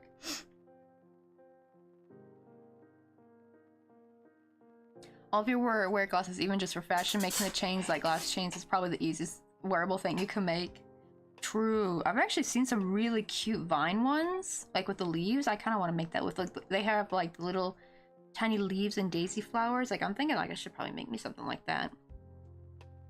It's like giving cottagecore librarian. But it's like, that's kind of like my vibe, honestly. You have the noodles acquired. You got some yum yum snacko noodles. I know after this stream I'll be having some delicious kamjatang.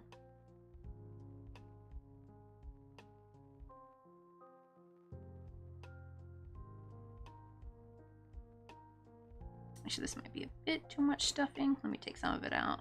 That's the thing with these buttons, you don't want to stuff it too much. You want it to just be stuffed enough to where it's got some what do you call it, fullness to it, because if it's just empty, it's gonna be too, like the amigurumi bit will slide around too much, so it has to have some stuffing in it to hold its shape.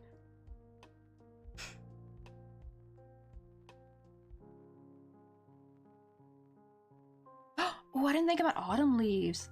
Ooh, speaking of leaves, guys, I finally last night cracked how to finally make, like, if anyone's ever seen like those really good crocheted maple leaf patterns, like the I actually bought a pattern for one. The only problem is it's really big, but I mostly got it to kind of like see what the technique is, like how they do it, because like trying to look at it from the picture, like it was just hurting my brain.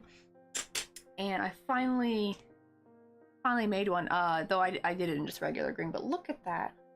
It was actually a lot easier than I thought. Turns out the like technique was really just chaining and working back down, chaining and working back down on the side, and then just going over to the other side and doing the same thing. That's how you make it like this more three-dimensional shit. Not three-dimensional, but you know what I mean? Like, I always like, how do they work on the sides? Do they have to like cut off and rejoin? Like, how do you do it in one go? And I was watching like one lady do, I think it was like the same person who made the pattern. They had, turns out they actually had a video pattern that they posted 6 years ago on YouTube. I have never seen this video. Whenever I Googled how to make a crocheted maple leaf, that video never popped up for me. So I thought this video was new, but then I saw it was from 6 years ago. So I don't know why that video was hiding from me. But the problem is, like, even hers was like very, very big, but I just like watched what the technique was, like how they did it. And I just kind of scribbled on some paper. I still need to like stretch this out because it gets kind of bunched up in the middle. But yeah, I kind of wrote down what I did. Like I put like blue is like correct side, red is opposite side. But I made all the chains in black, but maybe I should actually do the chain probably in the same color as what side it's on. But like imagine like making a bunch of these and like sewing them to like connecting them with a little chain. Make them in like yellow, orange, and red. Like how cute would that be? Oh, what's that? Oh, do you mean Tunisian crochet? Oh, that's like where you have like the really long hook. You can kind of do Tunisian crochet a little bit, like if you do it on a smaller scale, you could do it with like a regular hook. You have to like basically pick up a bunch of loops, and then you kind of work back and forth. You just have, it almost looks like knitting on your like crochet needle in a way. Oh, you meant the paper. Oh, that's my little scribble scrabble of a pattern. Like, have you ever seen like those little visual patterns where they write the symbols down? So like X is a single crochet. So like I start here, chain 4, single crochet, chain 1, turn my work, and I do 3 in the middle, and like that. You always do like with these kind of leaves. You always do 3 in the middle. Go back, chain again, work my way down, and do 5 for this one. Because I saw she did 5 when she starts to want to work on the opposite side. I think to be able to have both stitches you can work on for both sides to connect to this top middle part so it's like even. You're basically just making the same part again, but like over on the side, but the technique is slightly different. Because right, you can't just like go back and forth, right, like you normally can. So here you have to like chain 1 extra to gain like an extra stitch to like increase it, work back down, and then you slip stitch in one of these other stitches, then chain 1, work back upwards, then work back down, and you single crochet in that like little chain spot, and then slip stitch into the one next to that. And then, you know, it's kind of hard to explain. Like, I need to do a video on it for sure, because even sometimes my brain looks scrambled when I look at it. It's like, it's easier to show when I do it. But I was like really excited. I finally figured out, like by watching her video, I finally figured out what the secret technique was, and all it was just chaining. And then working your way down, like, now granted, you do still got to work out the numbers though. That's like the hard part, because I had another one I did. I think this one turned out kind of cute still, but it's a little lopsided. You can tell like this side is kind of dipping down a little bit more. And so this one's got 2 extra stitches. This one only has 1, so I did something funky there. This is what I did without counting the stitches. The other one, I got perfectly even on both sides. Yo, what's up, Steinman? How you doing? We're just trying to crochet some buttons. We did this little lemon back on Tuesday, and I even gave it like a little shine, make it look extra juicy. We got some carrots. I think you've seen the oranges, I think. We also got like a little strawberry one, little watermelon, little daisy, and now we're trying to work on an apple. So I'm trying to think of all the fruits and like flowers that I think will be popular. I probably do need to make a rose one probably. That probably will be very easy though. But yeah, I'm like trying to think of all very easy, simple to make fruits, or like something that'll be like popular that people are like more likely to buy. And if anyone wants any like more special made custom buttons, I'm gonna make like a little commission page on my coffee.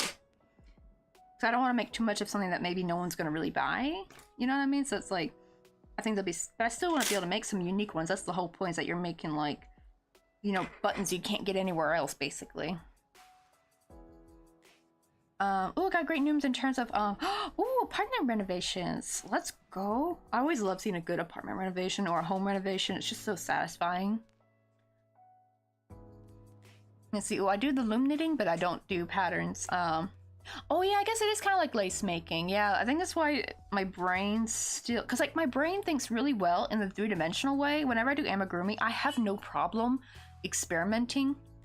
But when it comes to flat crochet, my brain gets all scrambled and I don't know, especially because it's like a lot of counting. And you gotta make sure the, you know, like you gotta do the same amount of stitches on another side. But sometimes it's gonna look funny because you're turning your work constantly.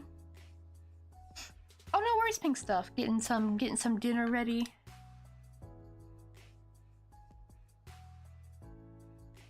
Oh, my renter will pay for all the materials, so I just can fix it myself instead of waiting on another 2 months on his horrible renovation people.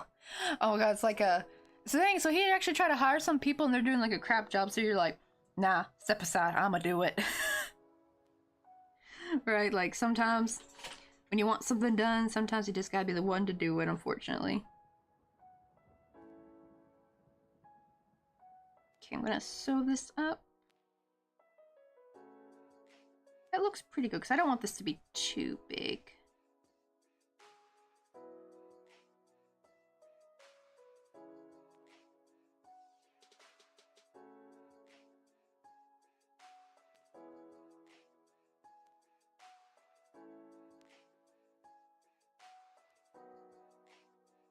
Oh, I've been trying to choose new colors for my house since 2020. Oh no, I have mold under most of my wallpaper and it got loose and curled up. You know how they fixed it? Oh no, do they put more wallpaper on it? I like how Rubberby is like, they know. They're like, no, no, no. I'm gonna guess they put more paper all over it. That's like, I feel like that's what every like freaking apartment renovator like company or whatever does. They just like, just slap a band-aid on it. Not to mention that mold probably could still come through and like be toxic and stuff too. Like you could probably still breathe it in. And I remember hearing very scary stories of people who they thought they had a tumor or something. They were having like the most bizarre health problems and hallucinations, and it turns out the problem was just black mold all along. Like how eerie is that to like have hallucinations because of black mold? See, oh, I once made a beanie with mushrooms scattered across it and with large scale, and also oh, the chicken of the woods mushroom. Oh, I've almost thought like I had like, wait, is that a type of mushroom? That was like I had the thought of a chicken in the woods with mushrooms around it. Like how cute would that be? But I've been fixing this bad DIY since I brought this house. They took my plaster and they put it on top of the unraveled wall. So they didn't even take the wallpaper off. And they also tried to fix the holes that I loudly told them not to fix as I made the holes, and they just slapped shit on top of it now. I've been sanding it for weeks because the job was done so sloppy. Ugh, good grief. Like sometimes, right, like you just gotta, like, man, it's like, and these are like paid people, aren't they? Like what the heck, right, exactly, like plaster over wallpaper. Like, do these people have a license? This sounds like so, like, some dudes who just, like, Googled it. They're like, or watched a YouTube tutorial, like, and they just said skip all the important steps. 'Cause I'm pretty sure even a YouTube tutorial will actually tell you better. Like, who puts plaster over wallpaper? Oh, that's not quite working.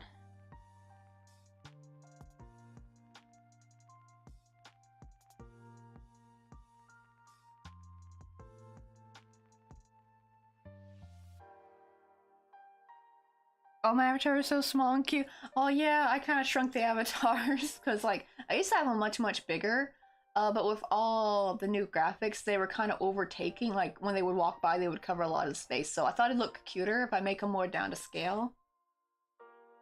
So they kind of fit like the kind of world size. I think because I had much more room in my other, like my springtime graphics, like the graphics had more walking space. But yeah, I was like, gotta make them a little bit tinier.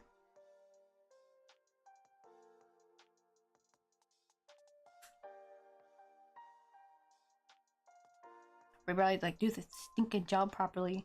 I told the renter I do not want them inside my home for another second, and he kept like, oh, just wait, they'll call you soon and get it fixed, blah blah blah. Oh no, that's just no.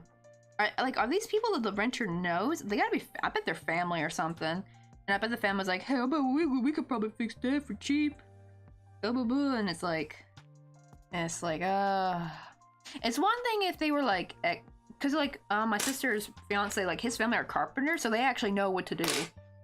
So they actually do offer like, hey, we can like fix, like even Dawson and his I think one of his brothers came over and they fixed like the they put like down wood paneling for the floor from my mom's hallway, and they did a really good job.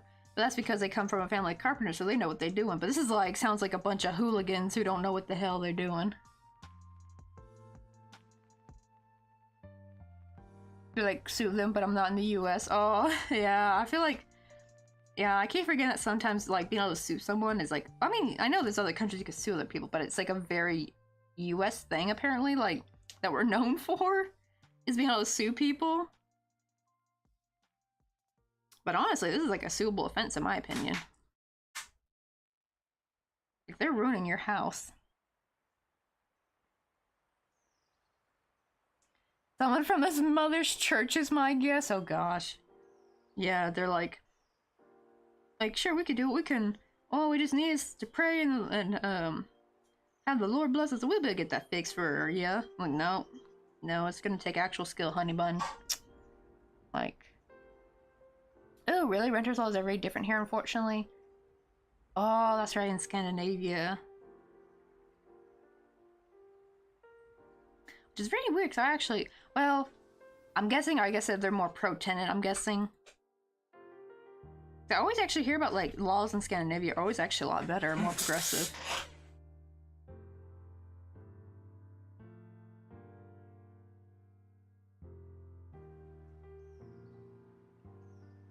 Oh, so the classic, like, red and white mushroom in, like, the Super Mario. Oh, it's, Amanita muscaria? Muscaria? I hope I'm saying that right. So they call that chicken of the woods? Oh, I wonder why it's called that, though.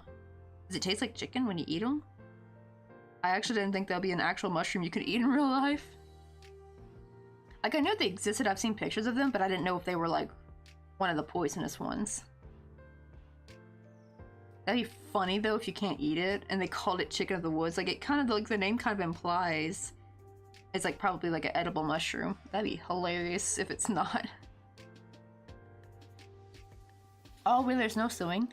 Any legal actions I get no benefits from, it'll only cost me money and I risk the renter being forced just to add more people from whatever shit company he's working with into my part in it. I don't want that. Ugh. Yeah, having lived in unsecure rentals for most of my life, I wish we had Scandinavian laws. Oh, so it does taste like chicken. Okay, so it is, you can eat part of the, that's edible. Okay, so probably not all of it's edible, but, like, part of it is. Alright, that sucks, though, because, like, I know a lot of times, like, everyone's always against, like, the landlord, but there's a lot of times where people forget that tenants can be just as, like, little pieces of shit, too. Like, they could be nightmare tenants and just ruin your property.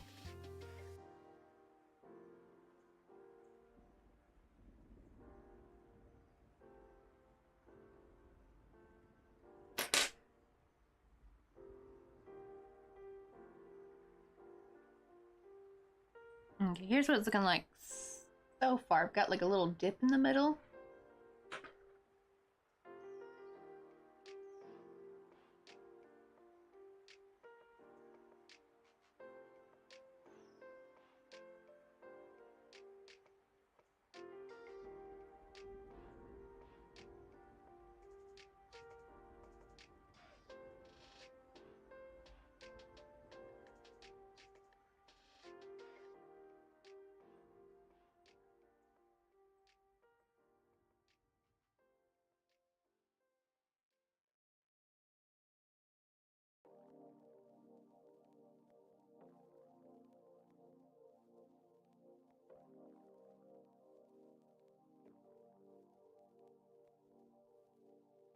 Although they once emailed the landlord, sent a photo of flaking paint next to the bathtub to let them know it needed touch up.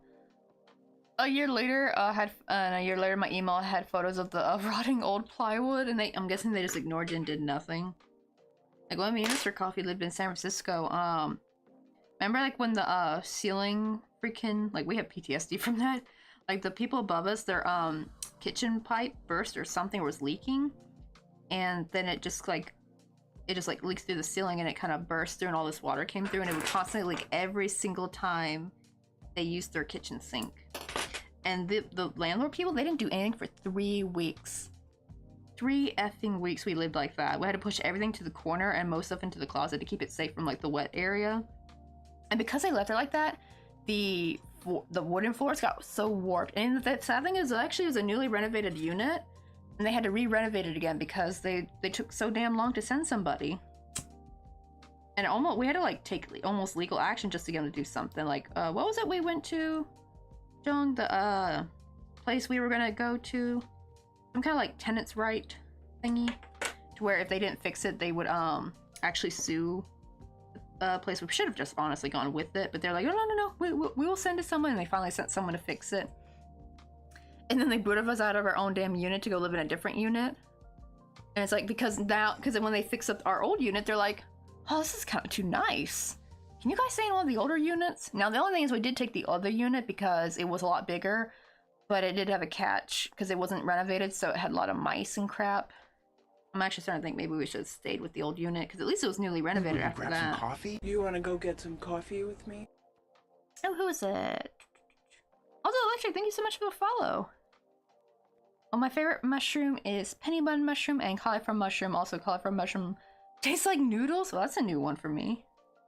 I've never heard of mushrooms tasting like noodles. Thing is, these apartments are going to get fully renovated in 2026, so he doesn't want to spend more money on small things, so he's getting it all completely refurbished, or whatever it's called. And anyways, going around to see if I can fix more of the shit that I still haven't reported, and now I'm taking like a little chai break. Yep, that's one thing I learned young.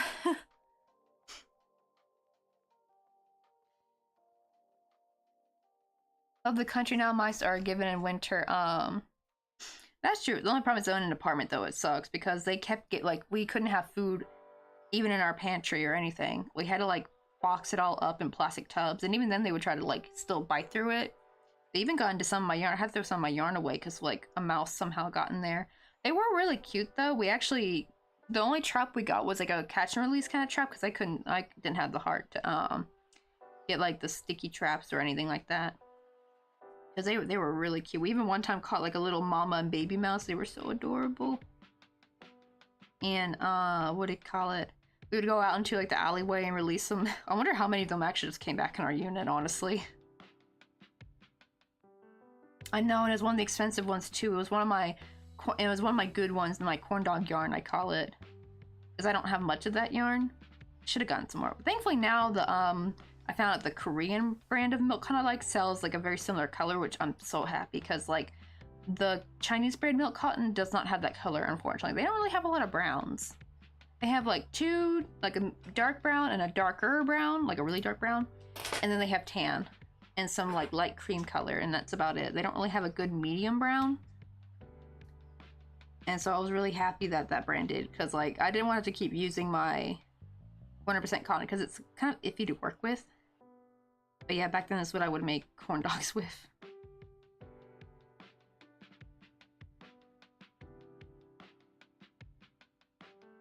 Okay, I got the little stem on it.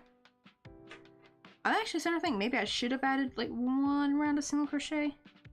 A little bit too short now that I've squashed this down. So I think I might, because we're just like designing it, so I always like make a revised version afterwards. So I think I'm gonna add a round of single crochet at the end and see if that helps.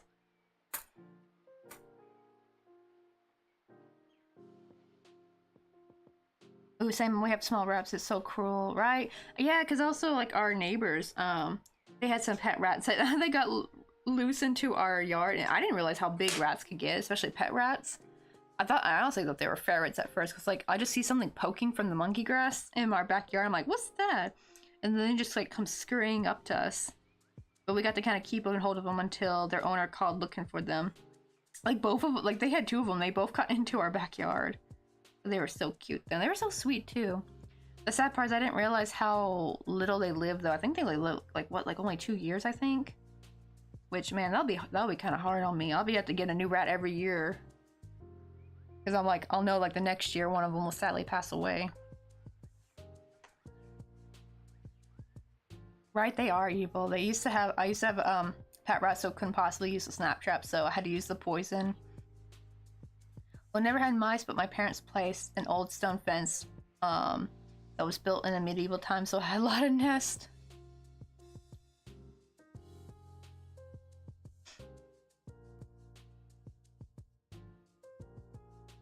Alright, that would be kind of cool, though, having like old stone fence built in the medieval times. Like, that's kind of cool. Oh, and then when we got a cat, we would have to lock her out in the summer because she got way too good at catching them between the rocks. Let's see. Oh, my cat's name was Drusilla. Hope I said that right. Drusilla, and she was ticklish. Oh, I didn't know rats could be ticklish.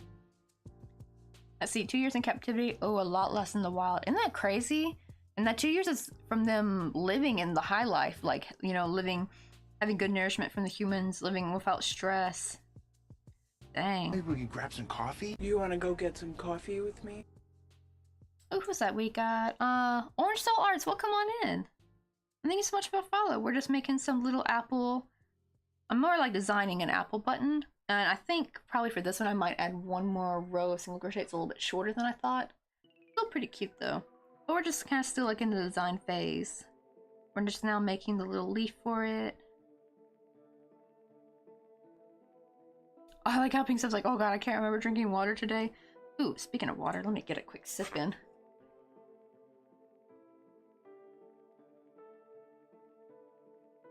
Oh, are you guys in ads?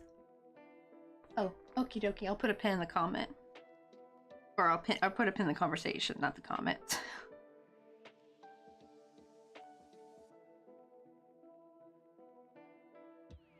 Oh, you guys back already? Okay, that's good. Be like, ads over. Yeah, I need to get like I need to make like an ad emote, or probably better yet would actually be like a sound alert. That way you guys can like ping it.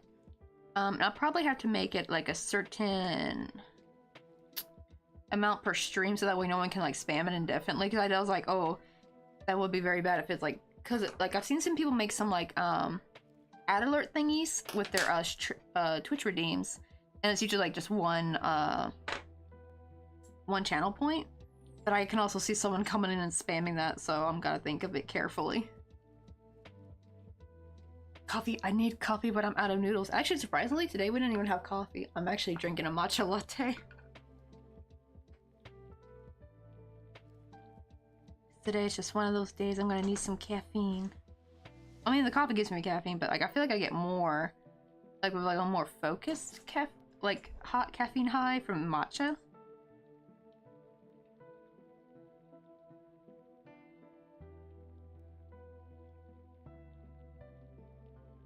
Oh, I have a bot alerting, but it only works like 10% of the time. You know what's sad too, Summon? I actually used to have an ad countdown thing. Like somebody made, what do you call it? Oh yeah, like this streamer named Nutty. He has like a really cool YouTube channel where he shows like cool different things you can add to your stream. And he had this thing where you could actually have like the ad countdown thing, and it's just a browser source, and like he even showed like the CSS to like make it look better, and it worked for a bit, and then I think Twitch did something and changed it because it no longer worked after that. I'll have to go back and see if he updated, like maybe he made an updated version. I hope he did, because it was kind of nice, because then people could see the countdown. Like I had it like under here, I think I had it under the chat box. You would see like it would even say ads starting in, and it would like the countdown would refresh after an ad would play. So it was kind of nice where everyone can see it, because mods can see, because I get like a 5 minutes beforehand if an ad's gonna pop up, but I don't really see it because it's usually popped up on the computer. I wish they'd make it pop up on the phone, because like on Twitch mobile, that would work. They could just pop up like that, that'd be nice. But yeah, but mods can see it though. I kind of wish they make it where people could see it, but I guess they don't want you to. They probably think, no, because people will leave and go off and do something different instead of sitting and watching the ad. But I also want to be like Twitch. Nobody really watches the ad. As soon as the ad pops on, they're going to the restroom. They're going to go grab a drink. They're going to go look at something different. It's the spicy tuna. I love that song. It's like an oldish meme. It's like a 2010 Korean meme right there. But the song is actually older. The song is, I think, from the 90s or early 2000s. Ooh, yeah, the screen just really makes it pop.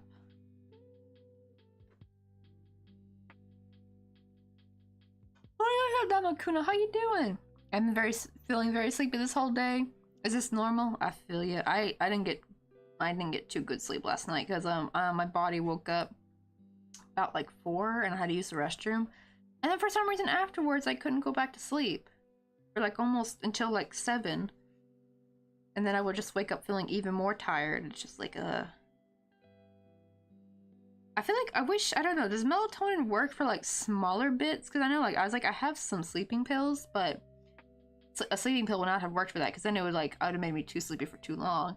I need something that can like help me knock back to sleep for these kind of moments, like where you wake up to use the restroom. That happens to me frequently, unfortunately.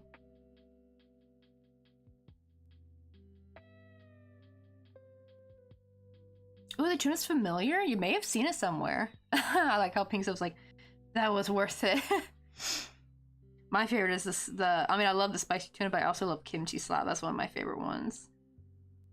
That one always gets everyone because they're like, without context, people are like, what the heck? What is this chaos?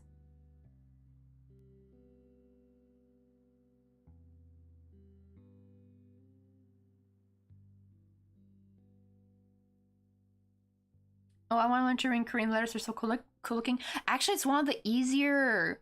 It's really easy to learn. It's actually honestly easier than English, because it's like an actual alphabet and everything. So a lot of people actually say you can learn Korean letters and, you know, like the alphabet Hangul within like 2 hours, really, once you just got everything memorized. But it's like one of those easier learning to read languages. That's why I've kind of never like really gotten into like learning Japanese or Chinese, because like their writing system is so complex and complicated. But Korean is so easy. And sure, there's Hanja, which is the Chinese characters, but that's not really, that's really more for high-level Korean learning. Like, you're not going to really need to know Hanja when you first start learning Korean. Be right, it'd be like hell for dyslexic people, though. True. Yeah, and though my sister is dyslexic, and she actually had an easy time learning the Korean Hangul. Like, she was able to read it, too, because she took the classes with me at the Korean church that my Taekwondo master's wife worked at. But what do they call it? She had a hard time with remembering the rules and stuff, because like Korean particles and stuff can get kind of tricky.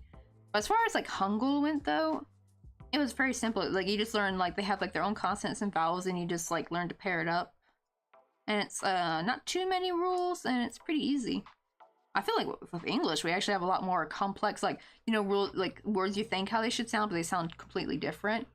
I think that's partially because a lot of English is also from other languages, right? So it's like, it's not perfectly going to be just one type of rule. Like, different words are going to sound different because they're coming from a different language that has different pronunciation rules. Like faux pas, right? Like, that doesn't look like how it should sound because it's not even an English word, it's a French word.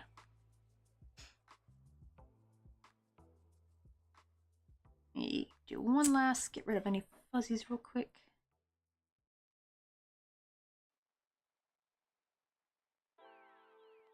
This apple looks pretty cute though, so I think I just need to add one more single crochet round just to make it just a tad longer, but that's pretty cute though. And look at that. I'll make a really cute button. Ooh, wow, actually, hold on, it's actually a lot smaller than the other buttons. Let me go ahead and make a little thing. Oh, I lurking, peeling potatoes. Yeah, I heard Hangul was pretty easy to learn, right? It's like it's just one of those like super easy ones. Now you do have to worry about and these two vowels, because they sound practically identical, but they're spelled different. But it turns out even Korean people have like a hard time distinguishing it. So it's like don't worry, like everyone struggles with that, honestly. Because K can mean dog, but K can also mean crab, depending on the spelling. There is a slight difference. Like, I think K for dog is a little bit stronger, while the other one's a bit softer. But sometimes when someone's speaking, it's kind of hard to tell sometimes. But usually you have to go by context. But if you think about it though, Like if you could say like 바닷가에 개가 or 개를 봤어요. Like that could mean like if you say that so fast, it could either mean you saw a dog at the beach or a crab at the beach. So it's kind of like there's no context there really to help you because like you see dogs at the beach all the time, but you also see crabs at the beach, right? Like so. But if you say like oh 개가 너무 맛있어요, that means they're probably talking about a crab. Though there are restaurants here that have dog soup. Unfortunately, like it turns out the one near the gym we go to, there's a dog soup restaurant there, and I was like, what? I thought they got mostly rid of that stuff here, but apparently a lot of older people still eat dog, unfortunately. So even that could still be like, you never know if someone's actually talking about eating. But I think the soup has its own specific name, though, to be fair. That's right, it is Korean. They might mean dog is tasty. Yeah, that's why I was a bit worried because like, but to be fair, like Korean people eat a lot of crab though, thankfully. So it's and they eat a lot of seafood. So they might mostly be talking about because more the dog stuff. It has its own specific name, like the dish. I forgot what it was, but yeah, like the soup they make it into. It's got a very specific name. So I'm pretty sure that'll be like your best context. If they say just K by itself, they're probably most likely talking about crabs. I think. Let's hope so. Right, as long as the animals were treated humanely, it's all meat. Yeah, it's sad because because we see, you know, dogs as pets, but also cows are adorable, pigs are adorable, but you know, like they're kind of raised as livestock. But the problem is though, I don't think the dogs are raised the same way. I think they're raised a little bit more cruel, unfortunately. That's more my problem I have with is because they don't treat it like, you know. And unfortunately, sometimes some stray, I feel like that might be like not very good though in a sanitary kind of way, like using stray dogs for this kind of stuff because like you don't know what diseases or parasites they might have. But yeah, like sometimes they'll catch. I don't know if they know about maybe not nowadays. No, granted though, to be fair, the reason why Korean people ate dog back then was because livestock was very scarce. You know, Korea was a very poor country, so I don't beat them up for it over the past. But I'm just like, why you still eating it nowadays, man? Like, there's so many more better meat options. Like, why? There's no reason to. But I understand for back in the day, because there was, like, practically nothing. And they were, like, you know, scarce for food, so they just had to do with what they had to do. English is a mongrel tongue. It really is. We're just a little mutt. We just, like, we collect all the different words from different languages, like Pokemon, like Pokemon or like Infinity Stones. Well, I had a lot of fun with I had a lot of coworkers that speak Hindi, so for me I'm just trying to learn their alphabet, but I'm still struggling with ka, ga, and all the sounds that look the same. Yeah, it's like, especially, I don't know, is Hindi like a tonal language? Because I know in Chinese it's very tonal, and I'm like, oh god, I don't think I could ever with a tonal language. Like nobody would ever be able to understand what the heck I'm saying. Like the slight tone, you can go from saying one word to a completely different word, and sometimes some words be like a really bad word is so close to like a regular schmegular word just by the tone. And I'm like, they really should not have been doing that. They need to make all like slang and bad words sound completely different from regular words. Like I don't know who makes up the rules for what letters are supposed to sound like. Asher Factory Farm is pretty amazing. That too, because like I've seen some very depressing farms. That's why I'm all for like free range. At least the animals, like, isn't it funny? Like that was just like the norm back in the day was free range, right? Like they didn't call it free range. That was just normal regular schmegular farming. But the mass production industry kind of fricked everything up. Like, oh my god, Damakuna, have you seen the pig farm in China? It's like a big ass building. Like someone thought it was an apartment building or something. It looks so like dystopian. It's just like, oh god, I can't. Like, oh, that looks very sad. It just looks so dark and dingy in there. Not to mention how that's gotta smell. Like that's gotta smell bad. The only thing I think that's kind of I guess like ingenuity from it's from being able to like build farming upwards, but I feel like that would only work if you made it more open, more grassy. Even then, I don't know how that would really work. Because I know like that's the problem in Korea is there's not enough flat land to farm or to grow livestock. That's why beef is very expensive here. A lot of times they have to import beef actually from either the US or Australia. But if they could like find a way to, because you know like those apartments that have like a garden on top or like a little ecosystem, like how cool would that be if you could make a multi-layered, like very tall but very open, like an open building, like more like the structure is nice and open, but it's like all like their own little ecosystem, so it's like still you get the wind coming through and the sun shining through, but you can like build it upwards so you don't have to like use a lot of like horizontal space. Like that would be kind of cool if they could make something like that. Not this sad looking, it looks like a prison from the outside. I think I saw it first from a Click's video, if anyone who watches the Click, but yeah. I was like, he was like, what is this, an apartment? And he's like, oh, no, it's a pig farm, what the heck? Like, yeah, it's like, to me, I didn't even think it looked like an apartment. That looked too sad to be an apartment. That looked like a prison. But like, how cool would that kind of be though? Like to make more like vertical farming space. I think that'd be kind of dope. I think that'd be kind of great for like smaller countries who don't have a lot of space. Oh, it's done? Oh, kamjatang is done, guys. This is what it looks like. Let me try a little bit.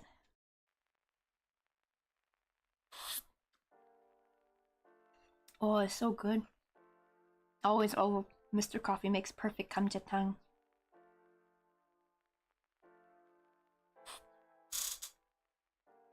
Or I'd be like, maybe it's time for us to switch to less space time, use less land. That sure does depend on the soil, though. Also, I heard a lot of plants can use a lot of water, so it's like kind of depend. Like they said, it depends on the Like I've actually heard people say we should go insect.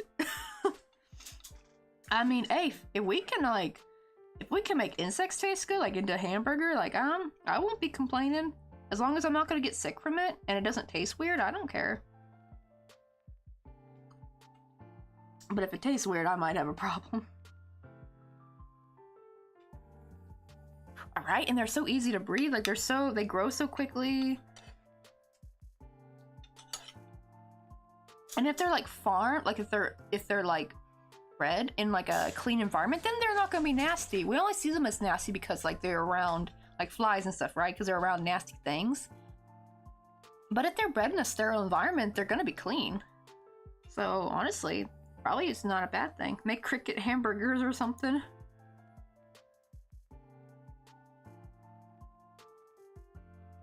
Oh, I was a vegetarian until a family member was diagnosed with multiple allergies, soy, dairy, and nuts. Doesn't that suck? Especially I feel like it's such a kick in the nuts when you're like a vegetarian, but then you're like allergic to soy, you're allergic to nuts, especially like almonds or something. How long you gonna do more? I'm almost done. Yeah, sorry people. Today she gotta do many things after 3. No, really, you gotta do many things. I know. You gotta clean. Gotta clean the dishes. Gotta eat kamjatang.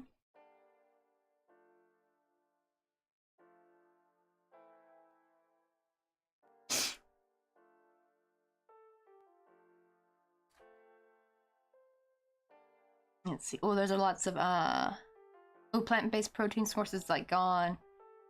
Right? Like when you're just like allergic to all that, like it just sucks. Like there's like nothing really. No, I'm starting to eat like red split lentils. That's like my new favorite.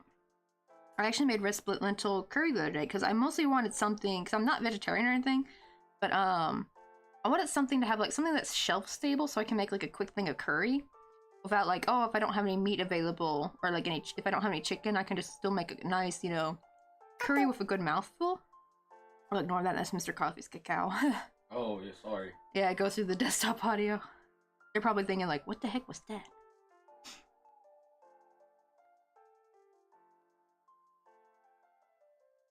Yeah, if it was MASH or something where you can't see the insects, I wouldn't mind, but if it uses the parts, no thank you. Yeah, I think it should go in towards like maybe more of a like a ground beef replacement. Oh, how's been like the lab grown meat been going though? I thought that was like a thing. It's weird because I see some people are like, I ain't eating no lab grown beef, but I kind of hope it works. Like, how wonderful will that be if it works? That means no more cows have to die.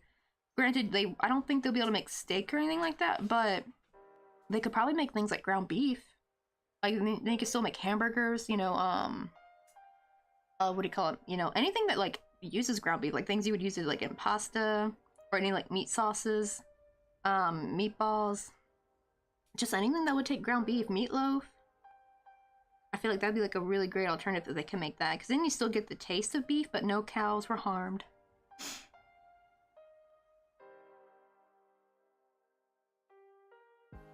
Let's say, oh yes, as an ex-vegetarian, it's hilarious when meat eaters get squicked. Wait, what's squicked mean? By protein. I literally had to get drunk before getting a friend to hide a tiny piece of bacon in my food. Good dang. And since I've eaten brawn. Oh god, insect match. I'm just visualizing this stuff in Snowpiercer. Oh god. Oh god, I hope it doesn't become that. That would be nasty. God. Ugh. I would be worried about the texture. That is true. I do wonder if they could like mix it with something, like, because I've heard black bean burgers actually are like a pretty good alternative. Like they're very savory, so maybe they could like, if like the insect has like the more meat taste to it, or if you could just get they don't want the protein from it. Well, just like see how they can do it. Probably will take some kind of special machinery to cook it a certain way though. So it probably won't be something that we can like make easily like at home. Right? I've been wanting to try those. Just sort of like to have some like, it's just kind of nice to have something I don't have to worry about having it refrigerated. You know what I mean? Because I have some black beans, like the whole black beans. I gotta cook them in the crock pot so I can make them into black bean patties. That's the only problem when you buy meat though. You gotta refrigerate it. You gotta have fridge space. Okay, I got the little loop on there, so let's test this baby out. I'm gonna take off the watermelon one.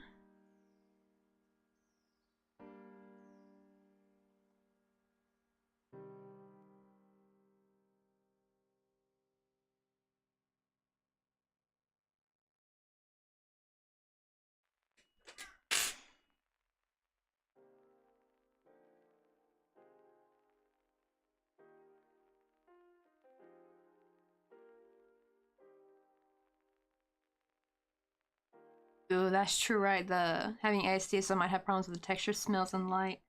That is true, because it probably won't be like a perfect fit. That's why I'm kind of rooting for more the lab-grown stuff, because then it probably will be indistinguishable between if it's made into like ground beef. I heard they were successful with prawns, I think, or like the big shrimp.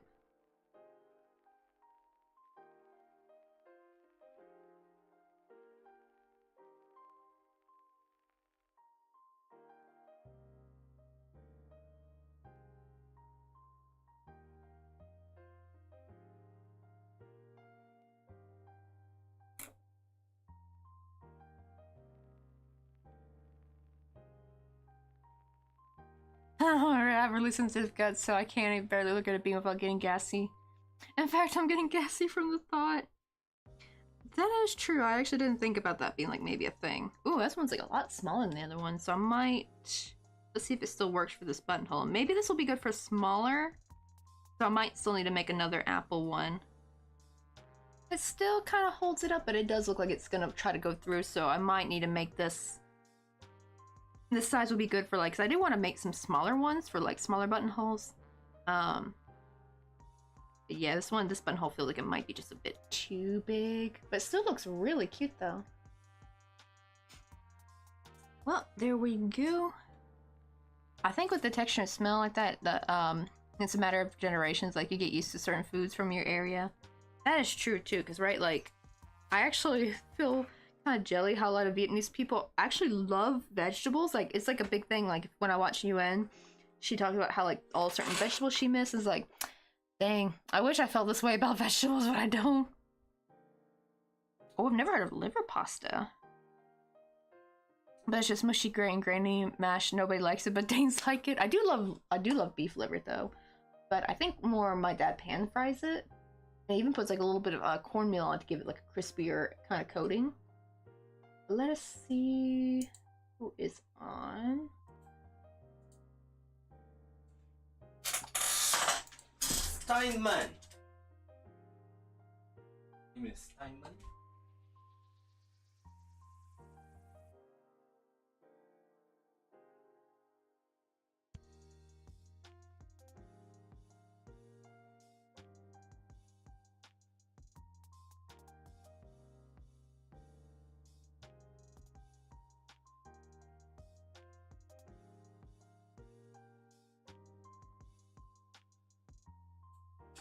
Offie stitches on. Right, Offie.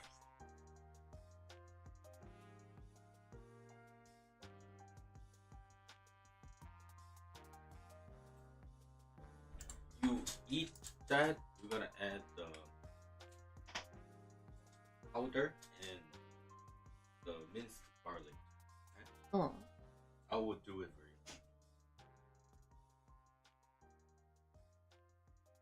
Yeah. Wash dishes and take a shower is better, right? Yeah.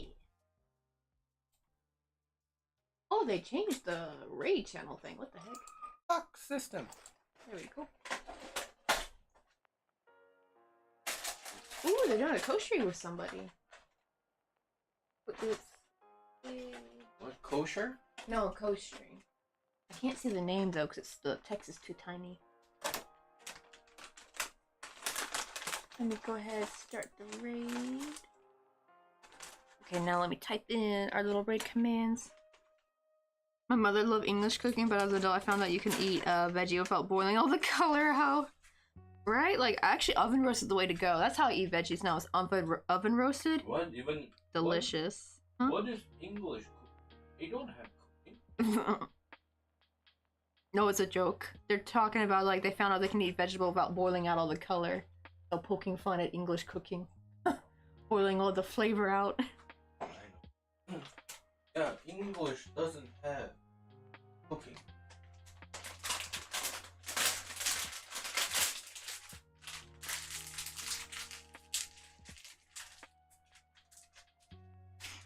Oh yeah, we finished our little apple and what do you call it? We're about to eat some kanjatang, and I also gotta do some dishes. And also me and Coffee got some plans for later. But here is our little apple. It's a little bit on the small side, so I probably do need to make it a little bit bigger. And see if that works. Let's see. Oh, it's about to rain down a bit. So I will see you guys tomorrow for a Stardew stream. Wait, let me see. There we go. See you guys. Bye.